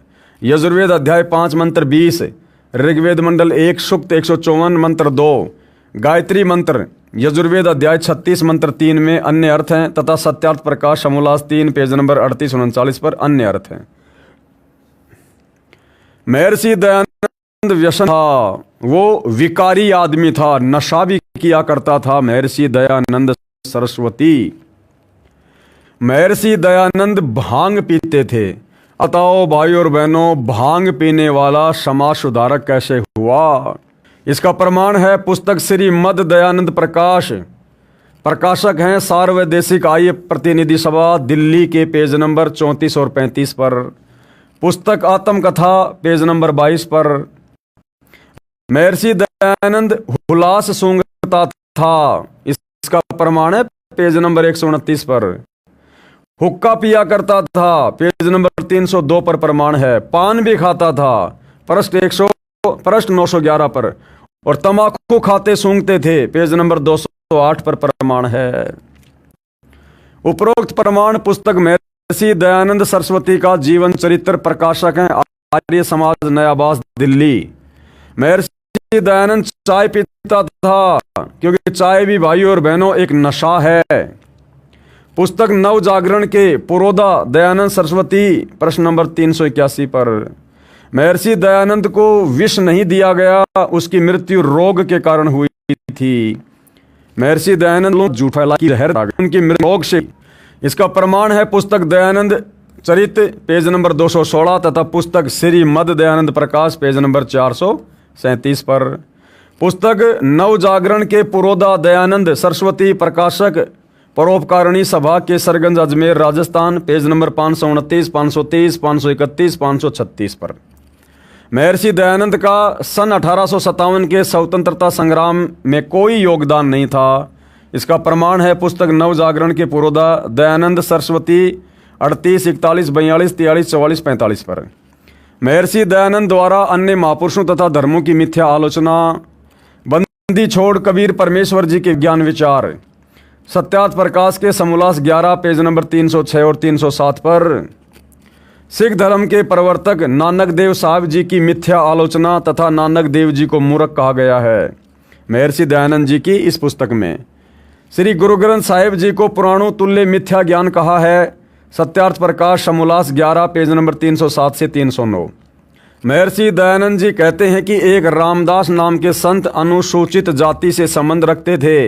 महर्षि दयानंद ने उसको जाति का ढेड कह के संबोधित किया है। सत्यार्थ प्रकाश के समोल्लास 11 पेज नंबर 311 पर। महर्षि दयानंद जी ने ईसाइयों को मूर्ख जंगली दम्भी कहा है। सत्यार्थ प्रकाश समोल्लास 13 पेज नंबर 407, 410, 414, 417, 425, 419, 428, 437 पर मुसलमान धर्म के ऊपर अभद्र कटाक्ष किया है। सत्यार्थ प्रकाश के समोल्लास 14 पेज नंबर 450, 451, 506, 507, 476, 477, 480 पर 483, 485, 486, 489, 494 और 499 पर। महर्षि दयानंद जी कहते थे कि परमात्मा रोग नाश नहीं करता। समोल्लास 14 पेज नंबर 488 पर, जबकि ऋग्वेद मंडल 10 सूक्त 161 मंत्र 2 में लिखा है परमात्मा अपने साधक का असाध्य रोग नाश करके 100 वर्ष की आयु प्रदान कर देता है। यानी भाई और बहनों, कितनी उआबाई, कितना झूठ महर्षि दयानंद ने अपनी सत्यार्थ प्रकाश में लिखा हुआ है, जिसको आर्य समाज शिरोधार्य मानता था, वेदों के अनुसार लिखी हुई पुस्तक मानता था। और इस अज्ञान को पढ़ते पढ़ते उनकी पीढ़ियां गुजर गई थी। अब जब सतगुरु रामपाल जी ने आकर ये सच्चाई समाचार पत्रों के माध्यम से, सत्संगों के माध्यम से आम समाज में धीरे धीरे उजागर की, तो आर्य समाज के आचार्यों के पेट में दर्द होने लगा, क्योंकि उनका धंधा इन्हीं पुस्तकों को बेचकर दान धर्म से चल रहा था। तो उन आचार्यों ने नादान जनता को संत रामपाल जी के खिलाफ भड़काना शुरू कर दिया। महर्षि दयानंद जी को यथार्थ आध्यात्मिक ज्ञान नहीं था। वे किसी मंत्र ओम नाम के जाप के पक्ष में नहीं थे। इसका प्रमाण कहाँ है? सत्यार्थ प्रकाश के समोल्लास 11 पेज नंबर 263, 264। जबकि यजुर्वेद अध्याय 40 मंत्र 15 के अनुवाद में महर्षि दयानंद ने स्पष्ट किया है कि जिस परमात्मा का नाम ओम है उसका सुमरण करें, न कि ओम मंत्र का। पुस्तक महर्षि दयानंद सरस्वती का जीवन चरित्र, प्रकाशक हैं आर्य समाज, नयाबास, दिल्ली। इसके पेज नंबर 62 पर एक पुजारी के द्वारा ये पूछने पर कि परमात्मा का कौन सा नाम जाप करें, उत्तर में महर्षि दयानंद ने कहा सच्चिदानंद, यही नाम जाप किया करो और नहीं। तथा पुस्तक नव जागरण के पुरोधा दयानंद सरस्वती के पेज नंबर 93 तथा 83 पर गायत्री मंत्र का जाप करने को कहता था। हर बात में दोगलापन। महर्षि दयानंद को वेद ज्ञान भी नहीं था। सत्यार्थ प्रकाश के समोल्लास 3 पेज नंबर 38 पर गायत्री मंत्र के विषय में कहा है कि भू भवै स्वै, ये 3 वचन तैतरीय आरंक्य के हैं। यदि वेद ज्ञान होता तो कहते कि यह पूरा मंत्र यजुर्वेद अध्याय 36 मंत्र 3 का है। यजुर्वेद अध्याय 36 मंत्र 3 का अनुवाद भी महर्षि दयानंद ने ही किया है, जो सत्यार्थ प्रकाश वाले अनुवाद से अलग है। कारण यह है कि महर्षि दयानंद भांग का सेवन करता था। प्रमाण महर्षि दयानंद की आत्मकथा पुस्तक के पेज नंबर 8 पर, पुस्तक नव जागरण के पुरोधा दयानंद सरस्वती पेज नंबर 36 पर, पुस्तक महर्षि दयानंद सरस्वती का जीवन चरित्र पेज नंबर 50 पर लिखा है कि वो भांग पिया करता था। इसलिए सत्यार्थ प्रकाश में किए अनुवाद से भिन्न अर्थ यजुर्वेद के अनुवाद करते समय याद नहीं रहा कि मैं क्या अनुवाद कर रहा हूँ। वास्तविकता यह है कि गायत्री मंत्र की व्याख्या जो सत्यार्थ प्रकाश में की है वह किसी की नकल उतारी है। यजुर्वेद अध्याय 36 मंत्र 3 का अनुवाद महर्षि दयानंद का है। यदि भांग का सेवन छोड़ दिया होता तो याद रहता कि सत्यार्थ प्रकाश के समोल्लास 3 पेज नंबर 38 पर क्या अनुवाद किया है, क्योंकि सत्यार्थ प्रकाश को दूसरी बार भाद्रपद संवत 1939 को शुद्ध करके लिखा गया। प्रमाण सत्यार्थ प्रकाश की भूमिका पेज नंबर 8 तथा 12 पर। संवत 1940 में महर्षि दयानंद जी की मृत्यु हो गई थी। यजुर्वेद का पूरा ऋग्वेद का 1 से 6 मंडल का अनुवाद संवत 1934 से संवत 1939 तक किया, 5 वर्षों में किया तथा 1940 संवत में महर्षि दयानंद जी की मृत्यु हो गई। इससे यह सिद्ध हुआ कि सत्यार्थ प्रकाश का संशोधन व यजुर्वेद का अनुवाद साथ साथ किया गया तथा महर्षि दयानंद को ये ज्ञान नहीं कि जिसे गायत्री मंत्र कहा है उसका सत्यार्थ प्रकाश में क्या अर्थ है तथा वेद भाष्य में क्या किया गया है। इससे स्वयं सिद्ध है कि महर्षि दयानंद ने भांग पीना त्यागा नहीं। एक और प्रमाण है कि सत्यार्थ प्रकाश प्रमाण समोल्लास 8 पेज नंबर 197 198 पर लिखा है कि सूर्य पर मनुष्य रहते हैं, वहाँ पर सारी सुख विशेष पदार्थ हैं। काजू किशमिश ज्वार बाजरा गेहूँ तथा फल बाग बगीचे पृथ्वी की तरह सूर्य पर भी हैं। वहाँ अर्थात सूर्य पर रहने वाले व्यक्तियों द्वारा इन्हीं वेदों को पढ़ा जाता है। विचार करें, संवत 1940 अर्थात सन 1883 में महर्षि दयानंद जी की मृत्यु हुई तथा संवत 1939 यानी 1882 तक सत्यार्थ प्रकाश का संशोधन किया। यदि भांग का नशा नहीं करता तो उपरोक्त गलती नहीं करता। इससे सिद्ध है कि महर्षि दयानंद भांग सेवन के साथ साथ हुक्का पीता था। इसका प्रमाण कहाँ है? पुस्तक महर्षि दयानंद सरस्वती का जीवन चरित्र पेज नंबर 302 पर। तमाकू खाता, हुल्लास भी सूंघता था, इसी पुस्तक महर्षि दयानंद सरस्वती का जीवन चरित्र पेज नंबर 208 पर। और चाय पीता था, इसका प्रमाण भी पुस्तक नव जागरण के पुरोधा दयानंद सरस्वती पृष्ठ 381 पर। अब देखो भाइयों और बहनों, बार बार गुरुदेव भगवान भांग के साथ में, तमाकू के साथ में चाय को भी नशा घोषित कर रहे हैं। इसीलिए सत्सेवक भाई बहनों ने आज से 4 साल पहले ही चाय का सेवन करना छोड़ दिया। महर्षि दयानंद ने कहा है कि परमात्मा की संध्या अर्थात प्रार्थना व स्तुति आदि उपासना केवल 2 समय सुबह और शाम को करनी चाहिए। जप तथा पुरुषचरण करना आवश्यक नहीं है। प्रमाण जीवन चरित्र महर्षि दयानंद सरस्वती पृष्ठ 294 जो वेद विरुद्ध ज्ञान है। वेदों में तो 3 समय की संध्या बताई है भाई। उत्तर, वेदों में लिखा है कि परमात्मा की प्रार्थना संध्या 3 समय प्रातः दोपहर तथा शाम को करनी चाहिए। इसका प्रमाण ऋग्वेद मंडल 8 सूक्त 1 मंत्र 29 व ऋग्वेद मंडल 9 सूक्त 13 मंत्र 13 में तथा यजुर्वेद अध्याय 19 मंत्र 26 में प्रमाण है कि परमात्मा की उपासना स्तुति 3 समय करने को कहा है। महर्षि दयानंद हवन यज्ञ की विधि लकड़ियों को जलाकर घी डालकर करने को बताते हैं, जबकि ऋग्वेद मंडल 9 सूक्त 86 मंत्र 10 में ज्योतिर्यज्ञ से यानी ज्योति यज्ञ का महत्व कहा है। अर्थात वेदों में ज्योति यज्ञ का प्रावधान है। संत रामपाल जी महाराज ज्योति यज्ञ को करवाते हैं। विवाह के संबंध में सत्यार्थ प्रकाश समोल्लास 4 पेज नंबर 69 70 71 96 97 102 103 जो कतई संभव नहीं है। कैसे? माता बच्चे को केवल 6 दिन दूध पिलाए, 6 दिन के पश्चात दाई अपना दूध उस नवजात बच्चे को पिलाए। समोल्लास 4 पेज नंबर 82 पर जो बिल्कुल भी संभव नहीं है। अधिक प्रमाणों के लिए कृपया पढ़िए पुस्तक कड़वा सत्य तथा ज्ञान गंगा, उसमें आपको विस्तार से सब कुछ जानने और सुनने को मिलेगा। अब भाइयों और बहनों, शास्त्र अनुकूल साधना से क्या लाभ होता है? क्योंकि जब हम परमेश्वर की शास्त्र अनुकूल साधना सच्चे सतगुरु से लेकर प्रारंभ कर देते हैं और मर्यादाओं में रहते हैं तो भगत को परमात्मा से मिलने वाले सर्व लाभ प्राप्त होना शुरू हो जाता है। तो सतगुरु रामपाल जी वर्तमान में शास्त्र अनुकूल साधना दे रहे हैं और जो भगत मर्यादा में रहकर साधना करता है उसको सर्व लाभ होते हैं। कुछ एक भक्तों के यहाँ पर आपको अनुभव बताए जा रहे हैं। शास्त्र अनुकूल साधना से हुए भक्तों को लाभ। सज्जन पुरुषों से निवेदन है कि वर्तमान में मानव विज्ञान को बहुत महत्व दे रहा है। मान बैठा है कि परमात्मा भगवान कुछ नहीं है।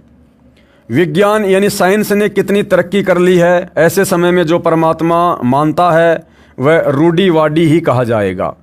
ऐसा मानना है वर्तमान में अधिक पढ़े लिखों का, परंतु उनकी ये बहुत बड़ी भूल है। जब तक पूर्व जन्म के पुण्य हैं तब तक तो किसी को मत मानो, परंतु जिस समय पूर्व के पुण्यों की चार्ज बैटरी डाउन होगी तब पता चलेगा भगवान है कि नहीं। कोई भी औषधि वह उसमें जो गुण है वह परमात्मा का दिया हुआ है। औषधि या वैद्य परमात्मा से अधिक सर्वशक्तिमान नहीं है। वर्तमान में MBBS MS फिर ऊपर CMO जो विज्ञान की चरम सीमा है, उन्होंने क्या अनुभव किया? यहाँ विज्ञान असफल है तथा भगवान सफल है। कृपया पढ़िए वैज्ञानिकों के श्रीमुख कमल से भगवान की महिमा। अब यहाँ पर एक भगत हुए हैं डॉक्टर ओम प्रकाश CMO। ये हरियाणा में CMO के पद पर थे और किस प्रकार से ये स्वयं दुखी थे और इनकी जो धर्मपत्नी थी उसको भी आँखों की समस्या थी, जबकि ये तो बहुत बड़े डॉक्टर थे। लेकिन सतगुरु रामपाल जी की शरण में आने के बाद इनको जीवन दान मिला। और क्या कुछ इन्होंने अपने अनुभव में, अपने इंटरव्यू में बताया है। पूर्ण परमात्मा साधक को भयंकर रोग से मुक्त करके आयु बढ़ा देता है। भगत डॉक्टर ओम प्रकाश हुड्डा CMO का प्रमाण ऋग्वेद मंडल 10 सूक्त 161 मंत्र 1, 2 तथा 5, जिसमें परमेश्वर कहता है कि यदि किसी को प्रत्यक्ष या गुप्त रोग हो जाए, चाहे 6 रोग तपेदिक हो, उसे भी मैं ठीक करता हूँ। तथा यदि किसी रोगी व्यक्ति की प्राण शक्ति क्षीण हो चुकी हो, जिसकी आयु शेष ना रही हो, उसे जीवन प्राणों की रक्षा करूं तथा उसकी आयु 100 वर्ष प्रदान कर दूं, सर्व सुख प्रदान करूं। मंत्र 5 में कहा कि हे पुनर्जीवन प्राप्त प्राणी, तू सर्व भाव से मेरी शरण ग्रहण कर। यदि पाप कर्म दंड के कारण तेरी आंखें भी समाप्त होनी हो, तो मैं तुझे पुनः आजीवन आंखें दान करूं, तुझे रोग मुक्त करके सर्व अंग प्रदान करूं तथा तुझे प्राप्त हूं अर्थात मिलूं। अब ये दोनों ही प्रकार की बीमारियां भाइयों और बहनों CMO डॉक्टर ओम प्रकाश हुड्डा के परिवार में, यानी डॉक्टर ओम प्रकाश हुड्डा का जीवन समाप्त होना था, उनकी आयु शेष नहीं थी, उनकी मृत्यु होनी थी। सतगुरु रामपाल जी ने उनकी आयु में वृद्धि की और उसकी पत्नी जिसको आंखों में समस्या थी, परमात्मा ने उसको आंखें दान की, अर्थात उनकी आंखों को परमेश्वर ने अपने आशीर्वाद से ठीक किया। परमात्मा कहते हैं जम जोरा जहां से डरे, जम यानी काल, जोरा यानी मौत, और मिटे कर्म के लेख, भाग्य में लिखा लेख भी सच्चे सतगुरु की शरण में आने से समाप्त हो जाता है। और अदली असल कबीर है, यानी न्यायकारी परमात्मा वास्तव में कबीर जी हैं, जो कुल के सतगुरु एक, वही सारे कुल के, सारी सृष्टि के सतगुरु हैं, मालिक हैं, स्वामी है। उपरोक्त पंक्तियां मेरे जीवन में पूर्ण रूप से सत्य घटित हुई। मैं Bhagat doctor Om Prakash Hooda CMO MBBS MS eye specialist 18A circular road Rohtak में रहता हूं और मेरा मोबाइल नंबर 9813045050 है। भाइयों और बहनों, वर्तमान में ये नंबर हो सकता आपको ना मिले, क्योंकि 2014 बरवाला कांड के बाद जिस डॉक्टर ओम प्रकाश हुड्डा को परमात्मा ने शरण में लेकर जीवन दान दिया था, वो ओम प्रकाश हुड्डा 2014 बरवाला कांड के बाद सतलोक आश्रम मैनेजमेंट हरियाणा के कुकर्मों में शामिल था, अर्थात मर्यादा तोड़ चुका था, जिस कारण से डॉक्टर ओम प्रकाश हुड्डा की पुनः मृत्यु हो चुकी है। वो संसार छोड़कर जा चुके हैं, अतः फिलहाल आपकी उनसे बात नहीं हो पाएगी। क्योंकि परमात्मा ने किसी को एक बार जीवन दान दे दिया तो ये मतलब थोड़ी है कि बाकी वो बकवाद करेगा तो उसको परमात्मा ऐसे ही रखेगा। भैया, वो परमात्मा सत्य का साथी है। जिसकी उम्र परमात्मा एक बार बढ़ा देता है, उस भगत ने तो सोच समझ के कदम रखना चाहिए, फूक फूक के, कि नादान, अगर तेरे से दोबारा जरा भी गलती हुई तुझे परमात्मा माफ नहीं करेगा। तो डॉक्टर ओम प्रकाश हुड्डा की वर्तमान में मृत्यु हो चुकी है। मेरा जन्म 12 अप्रैल 1953 को गांव किलोई जिला रोहतक में हुआ। मेरी 5वीं से 12वीं कक्षा तक की पढ़ाई DAV स्कूल व DAV कॉलेज अमृतसर में हुई। अमृतसर में मेरे बड़े भाई लाइब्रेरियन के पद पर DAV स्कूल में कार्यरत थे। वहाँ के जानकार लोग उन्हें मास्टर जी तथा मुझे प्यार से छोटे मास्टर जी कहते थे। तो भाइयों और बहनों, छोटे मास्टर जी डॉक्टर ओम प्रकाश हुड्डा की आत्मकथा हम खुद उन्हीं की जुबानी वीडियो में सुनते हैं, उसके बाद फिर हम इस पुस्तक में आगे बढ़ेंगे। सुनिएगा। क्या नाम है जी आपका? सर, मेरा नाम ओम प्रकाश दास है। वैसे मुझे जो है सरकारी तौर पे जो नौकरी में मेरा नाम दर्ज है वो ओम प्रकाश हुड्डा के नाम से है, OP Hooda, doctor OP Hooda. तो डॉक्टर साहब, आप कहाँ कहाँ आपने नौकरी की? सर, मैंने जो है जब मेडिकल अफसर के तौर पे मैंने बुटाना नौकरी ज्वाइन की थी। उसके बाद मेरी पानीपत डिस्ट्रिक्ट में है मैं रहा 2-2.5 साल। उसके बाद मैं सोनीपत मेडिकल सुपरिटेंडेंट की पोस्ट पे आया और उसके सोनीपत से मैं यमुनानगर में CHC नाहरपुर है 4.5 साल वहाँ रहा। नाहरपुर से मेरी बदली जो है बिलासपुर जिला यमुनानगर में ही जो है बदली हुई। वहाँ से मैं CHC डीघल आया 2005 दिसंबर में। और CHC डीगल से मेरी प्रमोशन हुई CMO झज्जर की जो है, और 2 साल 1 महीना में CMO झज्जर रहा।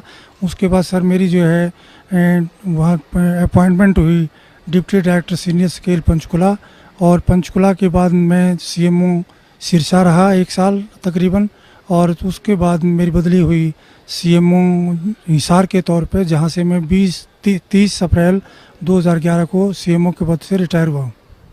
ये डॉक्टर साहब संत रामपाल जी महाराज के शरण में कैसे आए? संत रामपाल जी महाराज की शरण में मैं ऐसे आया कि मेरी पोस्टिंग 1998-99 में कुरुक्षेत्र रही। तो और मेरी पत्नी जो है वो टीचर थी नर्सिंग कॉलेज में सोनीपत। तो एक दिन हमारे घर जो है किसी बच्ची का आना हुआ जो 12वीं क्लास में पढ़ती थी। तो बच्ची ने ये नानी जी को ये बताया कि नानी जी मैं सोमवार को आई तब भी आपका व्रत था, मंगलवार को आई तब भी आपका व्रत था, शुक्रवार को आई तब भी आपका व्रत था। तो मैं आपकी इतनी पूजा पाठ का एक कैप्सूल बना दूं, क्योंकि इतने व्रत उपवास आप रखोगे तो आप बहुत कमज़ोर हो जाओगे। तो मेरी धर्मपत्नी ने कहा कि बेटी बना देना। तो उस बिटिया ने कहा कि संत रामपाल जी महाराज का सत्संग हर तीसरे संडे को सोनीपत में होता है, और आपको इस संडे को, तीसरे संडे को मैं आपको लेके जाऊंगी। तो मेरी धर्मपत्नी ने पहले सत्संग में ही मालिक का नाम ले लिया, और नाम लेकर कुरुक्षेत्र आ गई। कुरुक्षेत्र आने के बाद मुझे बताया तो मैं जो हूँ थोड़ा सा ये भौचक्का रह गया कि मेरे पूछे बगैर कैसे ले लिया। तो मैं राधा स्वामी डेरा सत्संग ब्यास में चला गया, और पीछे 2 घंटे बाद मेरी पत्नी वहाँ पहुँच गई। और उसके बाद जो है हम वहाँ का सत्संग सुना। तो सत्संग पहले भी सुने थे, लेकिन वहाँ मेन डेरे पे ये देखा कि कोई उनका जो प्रवर्तक है, गुरु है, वो सत्संग नहीं करता, वहाँ तो सीढ़ी चला दी जाती है। उसके बाद में हम वापस आ गए, और फिर मैंने संत रामपाल जी महाराज के हर तीसरे संडे को सत्संग सुने 5-6। और तब मेरी पत्नी ने, जब मैंने नाम नहीं लिया तो मेरे घर में जो है 3 दिन का गुरु ग्रंथ साहब का जो पाठ रखवा दिया, जो गरीबदास जी का ग्रंथ कहते हैं। तो कबीर परमेश्वर की वाणी है जो कि तुम उसमें। तो संत रामपाल जी महाराज जो है 25 तारीख को भोग लगाने के लिए उस पाठ को आए, और मैंने 25 दिसंबर 1999 को संत रामपाल जी महाराज से जो है नाम दान लिया। उस दिन के बाद मालिक की दया है, मैं मालिक के चरणों में ही जो लगा हुआ हूँ। डॉक्टर साहब जो भक्ति आपके पूज्य गुरुदेव संत रामपाल जी महाराज ने दी है, उस भक्ति से आपको क्या लाभ मिला? सर जो मेरे पूज्य गुरुदेव संत रामपाल जी ने जो भक्ति दी है, उसके दौरान मालिक ने एक वाणी का उल्लेख करते थे कि जम जो राजा से डरे मिटे कर्म के लेख, अदली अदल कबीर हैं कुल के सतगुरु एक। तो मेरे जीवन के अंदर ये वाणी जो है बिल्कुल जो कि तो खरी उतरती है, क्योंकि मैं कलोई गांव में रोहतक ज़िला में पैदा हुआ था, और मेरी डेट ऑफ बर्थ 12/4/1953 है। और मैं 5वीं क्लास में अमृतसर चला गया था, और वहाँ पे पवित्र हरमंदिर साहिब के ही नकल पर जो है हिंदुओं का जो है दुर्गाना टेम्पल है। तो उस दुर्गाना टेम्पल में जो हूँ एक सेवक था, बहुत बूढ़ा व्यक्ति, वो ज्योतिषिया काम भी करता था। तो उन्होंने मुझे कहा, मेरे बड़े भाई को जैसे जो है मास्टर जी कहते थे, तो मुझे छोटे मास्टर जी कहा करते थे कि छोटे मास्टर जी इधर आओ। तो उन्होंने मेरा हाथ दे करके ये मुझे बताया कि काके बेटा आप जो है डॉक्टर बनोगे, और आपकी उम्र जो है 50 वर्ष है। तो मैं 50 वर्ष की आयु को जो है सुन करके, तो जब उनका भगत जी का संत जी का जो भी ज्योतिषी थे, उनका हाव भाव देखा, तो वो एकदम से सहम गए कि बच्चे को आपने उम्र गलत बता दी, कि भाई ये ऐसा ना हो कि चिंता में पड़ जाए। तो उम्र तो उन्होंने ठीक बताई थी, लेकिन चिंता मगन ना हो जाए, बच्चा विचलित ना हो जाए। लेकिन मालिक की दया थी कि जो है मैं विचलित नहीं हुआ, और अपनी डॉक्टरी की पढ़ाई सुन कर के डॉक्टर बनोगे, तो अपनी पढ़ाई के अंदर ही मैं लीन हो गया और डॉक्टर ही बना। और जब मैं सर्विस में आया तो मुझे याद नहीं रहा, काल के दबाव से जैसे पता लगा संत रामपाल जी की वाणी से कि हमारे ऊपर काल का बहुत प्रेशर है, तो हमारी बुद्धि का कंट्रोल भी उसके हाथ में है। जब तक आप उसकी भक्ति या अन्य देव देवताओं की भक्ति करते हो, तो मुझे वो याद नहीं रहा कि तेरी उम्र 50 साल है। लेकिन जब मुझे जो है 10-11 अप्रैल की रात्रि को और ये मेरे हाथों में दर्द होना शुरू हुआ, मेरी छाती में दर्द होना शुरू हुआ। तब मैंने अपने बच्चों को, पत्नी को कहा कि पीजीआई रोहतक में चलते हैं, टेस्ट कराते हैं। तो वहाँ जा कर के देखा, एक जवान डॉक्टर था बहुत अच्छा, उसको मैंने अपना परिचय दिया कि मैं HMS 1 ए ग्रुप का आदमी हूँ, SMA हूँ, डॉक्टर OP हुड्डा हूँ, मेरे ये क्लास फेलो हैं, मेरे ये टीचर हैं, आपको किसी की चीज़ की आवश्यकता पड़े आप उसको बुला लेना। तो उसने मेरी सीधी देख करके जो है दाएं बाएं टेलीफोन किए सीनियर व्यक्तियों को। तो उसके बाद जो है मुझे इस ICU में शिफ्ट करने लगे हो। तो मुझे पता लग गया कि जो है भाई मेरे को कोई बहुत गंभीर बीमारी है। लेकिन संत रामपाल जी महाराज ने बता रखा था सत्संगों के दौरान कि जब भी तुम्हारे ऊपर कोई विपत्ति आ जाए तो तुरंत आप उसी टाइम जो है, यदि प्रथम मंत्र मिला हुआ है तो प्रथम मंत्र, और दूसरी स्टेज का सतनाम मिला हुआ है तो सतनाम, और सार नाम मिला हुआ है तो सार नाम उच्चारण करना शुरू कर देना। तो मैंने परमात्मा की, संत रामपाल जी की कृपा से वैसा ही शुरू कर दिया था। और मुझे जो है ये ऐसा महसूस नहीं हो रहा था कि मैं वाकई में ही इतना गंभीर बीमार हूँ जो मुझे ICU में शिफ्ट किया जा रहा है। लेकिन जो है वहाँ पे 1.5-2 घंटे बाद जो है अचेतन अवस्था में मैं चला गया। और अचेतन अवस्था में बाहर तो डॉक्टर जो है, जैसे मुझे पता लग गया कि वो लिखा पढ़ी करवा रहे हैं कि बहुत अच्छा डॉक्टर था और ये बचा नहीं सकते हम, इसके जो है अंतिम समय लगभग नज़दीक आ गया है। तो बाहर तो फाइलों पे ऐसे जो लिखवा रहे थे, आपको कहीं ले जाना हो तो ले जाओ मेरी पत्नी को, मेरे बच्चों को, जो कि ये बात सुन करके वो रोने लग गए। और मैं अचेतन अवस्था में जो हूँ, मुझे देख रहा हूँ कि काल के दूत जो है मेरे को लेने मेरे निकट आ रहे हैं, और निकट आकर के मुझे कह रहे हैं कि आपका समय पूरा हो गया है, हम आपको लेने आए हैं। तो मैं उनसे कुछ कह पाता इससे पहले ही कबीर परमेश्वर ने मेरे सिर पे पंजा रख दिया, और जो है उनका चित्र मुझे प्रतिबिंब की तरह शीशे में जैसे नज़र आती है फ़ोटो, ऐसे नज़र आया। और इस अक्षण भर में ही कबीर परमेश्वर के हाथ के ऊपर, पंजे के ऊपर संत रामपाल जी का पंजा, और जो शरीर के ऊपर जो है संत रामपाल जी का शरीर जो है हो जाता है। तो जो है संत रामपाल जी ये कहते हैं कि कबीर परमेश्वर ने आपकी जो है उम्र जो है भक्ति के लिए बढ़ा दी है। तो इस बात पर मेरा बहुत रोना छूट जाता है कि मालिक, आप ही स्वयं कबीर परमेश्वर है, आप चोला धारण करके आए हो, आप ही जो है ये सारे खेल कर रहे हो मालिक, आप ही कबीर परमेश्वर हैं। और इस काल के लोक में मालिक आपकी दया के बगैर कोई भक्ति नहीं कर सकता, आप ही भक्ति करा सकते हो मालिक। तो इतना कहकर मुझे रोना छूट जाता है। और काल के दूत जो है संत रामपाल जी महाराज को देख करके दूर भागने लग जाते हैं, और मैं अचेतन अवस्था में अपना सो जाता हूँ। तो जब 3 दिन मुझे ICU में हो गए तो मैं उठ करके जो है बाथरूम में पेशाब करने के लिए, बाथरूम के लिए जाने लगा। तो एक सीनियर डॉक्टर का राउंड हो रहा था, प्रोफेसर का। तो उनमें से एक सीनियर डॉक्टर भाग करके आया, उसने तो मुझे पकड़ के कहा, डांटा कि डॉक्टर साहब तुम क्या कर रहे हो, तुम्हें कोई अकल नहीं है, तुम्हें जो इतना भयंकर हार्ट अटैक हुआ था, हम हैरान है कि आप बच कैसे गए हो, तुम आपको पैदल नहीं चलना है बिल्कुल, तो आप बैठो अपने बेड पे, व्हील चेयर मंगाते। तो इस प्रकार से संत रामपाल जी महाराज ने मेरी उम्र दान दिया। संत रामपाल जी महाराज के बारे में मैंने अपने मेडिकल PGI MS के स्टाफ को, डॉक्टरों को बताया, लेकिन जो है परमात्मा के बगैर, संत रामपाल जी की महाराज की के बगैर जो है कोई किसी, ये आध्यात्मिक चैनल है जो हर एक में प्रेजेंट है, ये आध्यात्मिक चैनल और नहीं हो सकता। मालिक जिसका आध्यात्मिक चैनल ऑल करते हैं वही हज़ारों किलोमीटर दूर से और देश विदेशों से यहाँ पर के मालिक की वाणी सुनने के लिए, मालिक के पथ पे चलने के लिए आ रहे हैं।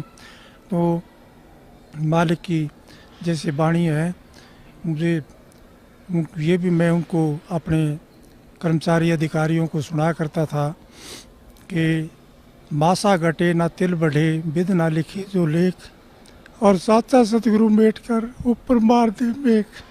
ये मालिक मेरे साथ बिल्कुल जो का तो कर दिया आपने कि काल ने लिखा हुआ है कि मैं एक भी सांस तुम्हें जितना दे रखा है उसको बढ़ाऊंगा नहीं, ना वो बढ़ा सकता है, ना उसकी पूजा पाठ से बढ़ सकता है, ना देव देवताओं की पूजा पाठ से ये बढ़ सकते हैं मालिक।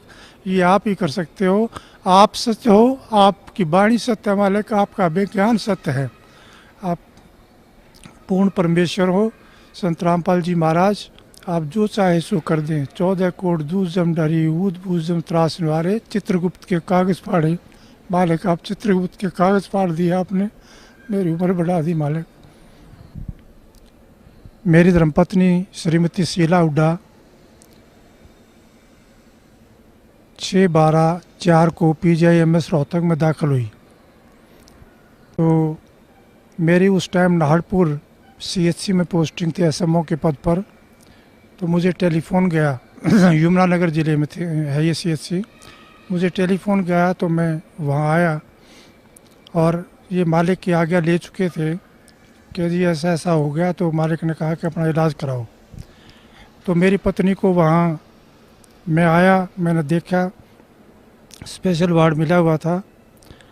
तो ये जो भी डॉक्टर आता, जो भी जो कर्मचारी आता वहाँ पे, ये कह कर के जो है रोने लग जाती थी कि मेरी आँख क्या ठीक हो जाएगी, क्योंकि इनकी आँख में बैंगापन हो गया था।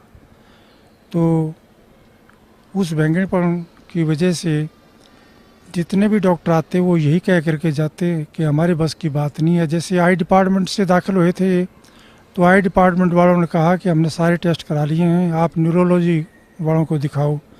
न्यूरोलॉजी वालों को दिखाते रहे, उन्होंने कहा कि कोई भी डिफेक्ट नहीं है, इनका MRI, कैट स्कैन, अल्ट्रासाउंड सब कर लिया हमने, तो हमें कोई डिफेक्ट नज़र नहीं आता है। और मैं खुद स्वयं जो आई सर्जन हूँ, MSMD डॉक्टर हूँ, तो आँखों के ऑपरेशन जो मैंने बहुत किए हैं। तो मैं भी हैरान था कि कोई भी जब डिफेक्ट नहीं है किसी में चीज़ में, तो ये ठीक क्यों नहीं हो रही हुई है, दवाई क्यों नहीं लग रही है। तो इस प्रकार से वो लगभग जो है 7-8 दिन जो है इधर से उधर स्पेशलिस्टों की जो है राय लेते रहे और हार कर उन्होंने जो कहा कि आपने कोई ऑल इंडिया या किसी अन्य स्थान पर दिखाना है तो दिखा लो, और ये पता नहीं ठीक होगी कि नहीं होगी, हमारी समझ में जो है इनकी बीमारी नहीं आई है। तो उसके बाद जो है ये संत रामपाल जी का सत्संग था बरवाला में, क्योंकि करौथा में भी सत्संग करते थे। ये 14 दिन के बाद जो यहाँ एक सत्संग यहाँ बरवाला में मालिक का होता था, संत रामपाल जी महाराज का। तो ये बस में बैठ कर के हमें बता करके कि मैं वहाँ जा रही हूँ, और ये बस में बैठ कर के यहाँ आई। और संत रामपाल जी महाराज सतगुरु से जो है के चरणों में बैठकर तो रोते हुए उन्होंने बताया कि मालिक देखो मेरी आँख ठीक नहीं हो रही है, डॉक्टर ने जवाब दे दिया है, आप ही मालिक, आप उम्र बढ़ा सकते हो, तो आप क्या नहीं कर सकते मालिक। तो मालिक ने कहा कि मेरी तरफ देखो कि मैं कितने नज़र आता हूँ, आप 2 नज़र आते हो मालिक। दोबारा जो है नीचे करके गर्दन इन्होंने चरणों की सेवा करते टाइम दोबारा मालिक ने कहा देखो कितने नज़र आता हूँ मैं, मेरा 2 नज़र आते हो मालिक, मैं झूठ नहीं बोलूँगी। फिर तीसरी बार मालिक ने कहा कि अब देखो आप। तो मालिक ने जो है सिर पे हाथ रखा हुआ था, तो माँ ये कहने लगी मालिक एक नज़र आते हैं बिल्कुल, मैं बिल्कुल ठीक हो गई हूँ मालिक। तो ऐसे दयालु है परमात्मा, सतगुरु जो चाहे सो करिए, 14 कोट दूर जम डरी। ये मालिक आपकी वाणी सत्य, आप सत्य, आपने वाणी में बताया मालिक कि जय सतगुरु मिलते नहीं जाते यम के द्वार, यम द्वारे में दूत सब करते खींचा तान, उन तक वो ना छूटता फिरता चाँदों खान, चारों खाने में भरम था कबू न लगता पार, सो फेरा सब मिट गया मेरे सतगुरु के दरबार। हे मालिक, मालिक आपने बड़ी दया करी, आपने जो है मेरी उम्र बख्शी। लेकिन मालिक के दरबार में आने से ये एक सच्ची भक्ति है, और सच्चे पुरुष हैं और सत्पुरुष हैं, और ये स्वयं कबीर परमेश्वर ही आए हुए हैं चोला बदल करके। तो ये जो चाहे सो कर दे। तो मालिक ने हमें ऐसा सच्चा ज्ञान दिया है जो धरती के ऊपर कहीं भी उपलब्ध नहीं है। क्योंकि मैं अपने परिवार सहित, बच्चों सहित जो है, पहले हमारी समाजी तो थे ही क्योंकि रोहतक जिले से बिलोंग करते थे, और डीएवी स्कूल डीएवी कॉलेज में मैं पढ़ा। उसके बाद जो है हमने जैन मुनियों का नाम लिया। उसके बाद हम ब्रह्म कुमारी आश्रम में भी माउंट आबू गए, उनका भी 1.5-2 साल नाम लिया। उसके बाद जो है एक ये हमने साईं जी पंजाबी गुरु थे 80 साल के, 10 साल तक वो बनाए। उसके बाद संत रामपाल जी महाराज मिले तो ये पता लगा कि उनके पास तो कोई भक्ति मार्ग था ही नहीं, कोई मंत्र है ही नहीं, कोई प्रमाण ही नहीं उनके पास। जो संत रामपाल जी महाराज ने हमें जो है सत मंत्र बताए हैं, प्रथम स्टेज के, द्वितीय स्टेज के सतनाम और सार नाम, वो सारे प्रमाणित हैं। गुरुओं की तो भरमार है देश के अंदर, दुनिया के अंदर। सतगुरु वही है जो सच्ची सच्ची बात बताए परमेश्वर के बारे में, इस जीवन में भी सुख दे और जो है हमें मोक्ष भी दे, सतलोक के रास्ते पर चलाए। सतनाम दे करके, सारनाम दे करके, प्रथम मंत्र दे करके, ये मालिक बड़ी दया करी, मालिक बड़ी दया करी, रजा बख्शना मालिक। ऐसे ही इस काल के लोक में भक्ति एक पल भी नहीं कर सकता मालिक, आप ही करवा रहे हैं जो कुछ, आपकी ही दया है संत रामपाल जी महाराज। दया रखना मेरे ऊपर और मेरे परिवार के ऊपर मालिक। तो भाइयों और बहनों, आपने डॉक्टर ओम प्रकाश हुड्डा जी का इंटरव्यू सुना, किस प्रकार से वो तकलीफ में थे और उनका जीवन शेष नहीं था, हॉस्पिटल में एडमिट थे, उन्हें भी आभास हो गया था कि मेरा जीवन अब शेष नहीं है, लेकिन सतगुरु रामपाल जी के आशीर्वाद से उनको पुनर्जीवन मिला। और परमात्मा कहते कि मैं जिसको पुनर्जीवन देता हूँ तो कम से कम 100 वर्ष तक उसकी आयु को बढ़ाता हूँ, यदि वो मर्यादा में रहकर भक्ति करने का वादा करे तो वैसे तो डॉक्टर ओम प्रकाश हुड्डा जी ने, जो कि पुनर्जीवन प्राप्त थे, उनको 100 वर्ष तक जीना था, परंतु भाइयों और बहनों बीच में मर्यादा तोड़ दी, क्योंकि इन्होंने साध संगति का पता लगने के बाद भी सतलोक आश्रम मैनेजमेंट हरियाणा का साथ नहीं छोड़ा। और सतलोक आश्रम मैनेजमेंट हरियाणा, सतगुरु रामपाल जी का परिवार, ये तो भैया स्पेशल काल के द्वारा धरती पर भक्तों की मर्यादा तोड़वाने के लिए भेजे गए हैं। तो ओम प्रकाश हुड्डा जैसे हजारों भगत अपने जीवन से हाथ धो चुके हैं अभी तक। उसके बाद भाई और बहनों, इनकी पत्नी है भगतमती सुशीला की आंख ठीक करना। तो इनकी पत्नी जो सुशीला जी है, किस प्रकार से वो आंखों से परेशान थी, क्या उनको रोग था, और किस प्रकार से वो सतगुरु रामपाल जी की शरण में आई और परमात्मा ने उसकी आंखों को स्वस्थ किया, हम उन्हीं की जुबानी इस इंटरव्यू में सुनते हैं। सुनिए। क्या नाम है माता जी आपका? मेरा सुशीला हुड्डा है, मैं मिसेस हुड्डा हूँ, डॉक्टर हुड्डा की पत्नी। मैंने संत रामपाल जी का नाम 1999 में लिया था और उसी समय से मैं मालिक को यूँ महसूस कर रही हूँ कि जैसे पर कहते हैं कि भी भगवान वो होता है जो अंधे को आँख दे, कोढ़न को काया, बाझन को पुत्र दे, निर्धन को माया। तो ये मालिक स्वयं कबीर साहब आए हुए हैं, इन्होंने मेरी फैमिली में ये प्रूव कर दिया कि हाँ, मैं पूर्ण परमात्मा वाले काम कर सकता हूँ, मैं समर्थ हूँ। डॉक्टर साहब को ज़िंदगी बख्शी, जबकि बचपन में बता दिया था कि 50 इयर्स इनकी एज है। उसके बाद फिर हार्ट अटैक हुआ और मालिक ने बचाया। इसी प्रकार 2004 में दिसंबर 6 को मेरी आँख जो एकदम टेढ़ी होगी और डिप्लोपिया हो गया, मीन्स डबल विज़न होगी। देखती थी इधर तो मतलब मुझे लगता था जैसे सब दो हैं। तो मैं बड़ा परेशान हुई। PGIMS रोहतक में एडमिट हुई। मैं 10 दिन एडमिट रही स्पेशल वार्ड में, और मैं जितनी भी इंटर्न्स आती थी उनसे पूछती थी कि क्या इससे पहले कोई ऐसा केस आया है डिप्लोपिया का, क्या मैं ठीक हो जाऊंगी? तो वो कहती हाँ मैडम ठीक हो जाओगे, क्योंकि डॉक्टर्स का तो ये फ़र्ज होता है, साइकोलॉजिकली वो बूस्टअप करती पेशेंट को। लेकिन मुझे नहीं लग रहा था कि मैं ठीक होंगी। सारी इन्वेस्टिगेशंस हो चुकी हैं, न्यूरोलॉजिस्ट को भी दिखा लिया, आई स्पेशलिस्ट को भी दिखा लिया, मेडिसिन वालों को भी दिखा लिया, मेरी इन्वेस्टिगेशन सारी नील हैं, और कैसे ठीक होगा? तो फिर 10वें दिन उन्होंने कहा कि आप छुट्टी ले जाओ, घर चले जाओ। फिर मैं यहाँ मालिक के पास आई तो मालिक को मैंने कहा हे बंदी छोड़, इससे अच्छा मेरी मुक्ति करो, जब मुझे आपके दर्शन ही नहीं हो रहे मालिक, आप भी मुझे कहीं कहीं दिखाई दे रहे हो। तो परमात्मा ने मेरे सिर पे हाथ रखा और कहा इधर देखो। तो मैंने जैसे मालिक की तरफ देखा तो मैंने कहा इस पाक पवित्र स्थान पे खड़ी होकर मैं झूठ नहीं बोलूँगी, मुझे आप उतने ही दिख रहे हो 3-4 ही। फिर दोबारा बोले कि अब देखो, मैंने कहा उतने ही दिख रहे हो। फिर दोबारा मालिक ने जैसे हाथ रखा तो मेरे मालिक एक हो गए थे। तो मैंने कहा अब एक हो गए मालिक आप मुझे दर्शन अच्छी तरह से हो रहे हैं, ये पूर्ण परमात्मा है, कमी है तो अपने अंदर है। मालिक कहते हैं अपनी वाणी में कि साहिब के दरबार में कमी काहे की नाई, और हंसा मौज न पावता तेरी चूक चाकरी माही। हमारी अंदर चूक है, जैसा परमात्मा कहते हैं इतना मंत्र करना चाहिए वो हम नहीं कर पाते, उनके नियमों पे हम खरे नहीं उतरते हैं, तो ये कमी हमारी है। मालिक पूर्ण है और पूर्ण परमात्मा है, और मैं इतनी भक्ति कर चुकी थी, टूट चुकी थी, मुझे भगवान की तलाश थी। अर्ली एज में मेरे पेरेंट्स की डेथ हुई तो मैं ये सोचती थी, मैंने नर्सिंग प्रोफेशन इसलिए ज्वाइन किया कि मैं किसी की डेथ नहीं होने दूंगी, मैं इतनी सेवा करूंगी कि किसी के माँ बाप ना मरे। और मेरे ब्रदर मेरे से अगेंस्ट हो गए थे, मेरे फादर सर छोटराम के पीए थे, तू लड़की हमारी बेइज्जती करवाएगी, हमारी नाक कटवाएगी, तू ऐसे प्रोफेशन, तू जो कुछ मर्जी कर ले, ये मत कर। मैंने कहा नहीं, मैंने यही करना है। तो मैं जहाँ भी जिस पेशेंट के पास भी खड़ी होती थी उसकी जी जान से सेवा करती थी, और किसी की डेथ भी हो जाती थी तो उनको रिलेटिव्स के साथ ही रोने लग जाती थी, ये सोच के कि ये क्या ज़िंदगी है, इंसान पैदा होता है मर जाता है, इतना अजीज़ होता है, इतना प्यारा होता है, वो अलग हो जाता है, तो कैसी ज़िंदगी है ये। तो मुझे नहीं पता था कि ये ऐसा भी परमात्मा है जो कि जीवन मरण को भी ख़त्म कर देगा। अब मुझे ये पता चला परमात्मा कबीर साहब ही जो जन्म मरण को भी ख़त्म करते हैं, और ये वायदा भी करते हैं कि अमर करूँ सतलोक पठाऊँ, ताते बंदी छोड़ कहाऊँ।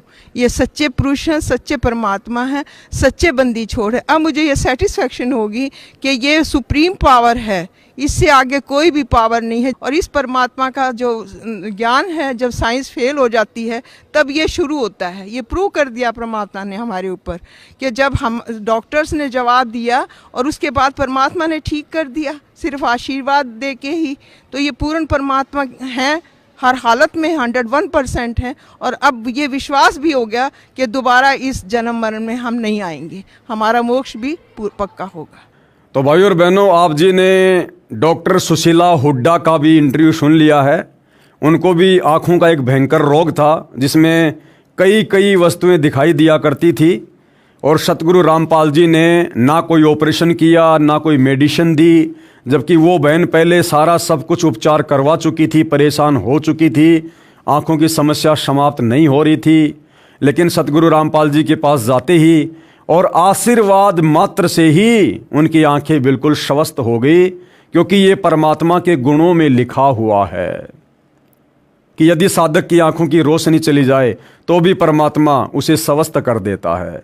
तो भाइयों और बहनों, सतगुरु रामपाल जी वर्तमान में स्वयं कबीर परमेश्वर हैं, पूर्ण ब्रह्म परमात्मा हैं, और इनके विषय में यदि आप अच्छे से जानना चाहते हो, इनको पहचानना चाहते हो, तो वैसे तो जीव की औकात नहीं है जो खुद के बलबूते पर संत की पहचान कर ले, लेकिन यदि उसकी नीयत अच्छी है और भक्ति यदि मर्यादा में रहकर करेगा तो परमात्मा उसको सद्बुद्धि देते हैं, और परमेश्वर स्वयं ही आशीर्वाद देकर अपनी पहचान करवाते हैं ताकि भगत दृढ़ होकर भक्ति मार्ग पर लगा रहे। तो भाइयों और बहनों, ऐसे ही बहुत सारे इंटरव्यू, बहुत सारी जानकारियां हमें आगे भी इस पुस्तक से प्राप्त होती रहेंगी, ताकि हम निकट भविष्य में कभी भी ऐसी गलती ना करें जो गलतियां हमसे पहले हमारे अन्य भगत भाई बहन कर चुके हैं और उसकी सज़ा भी भोग चुके हैं। तो कोई भी पुस्तक पढ़ने से, सत्संग सुनने से हमें शिक्षा मिलती है, सावधानी प्राप्त होती है, ताकि हम निकट भविष्य में वो गलतियाँ ना करें और अपना जीवन मर्यादा में रहकर भक्ति करते हुए सफल बनाएं। तो भाइयों और बहनों, आज के इस वीडियो में केवल इतना ही। अगले पार्ट में कल मालिक के आशीर्वाद से फिर हाजिर होंगे। तब तक गुरुदेव भगवान हम सबको आज्ञा दे, आशीर्वाद दे, सद्बुद्धि दे। बंदी छोड़ सतगुरु रामपाल जी भगवान की जय हो।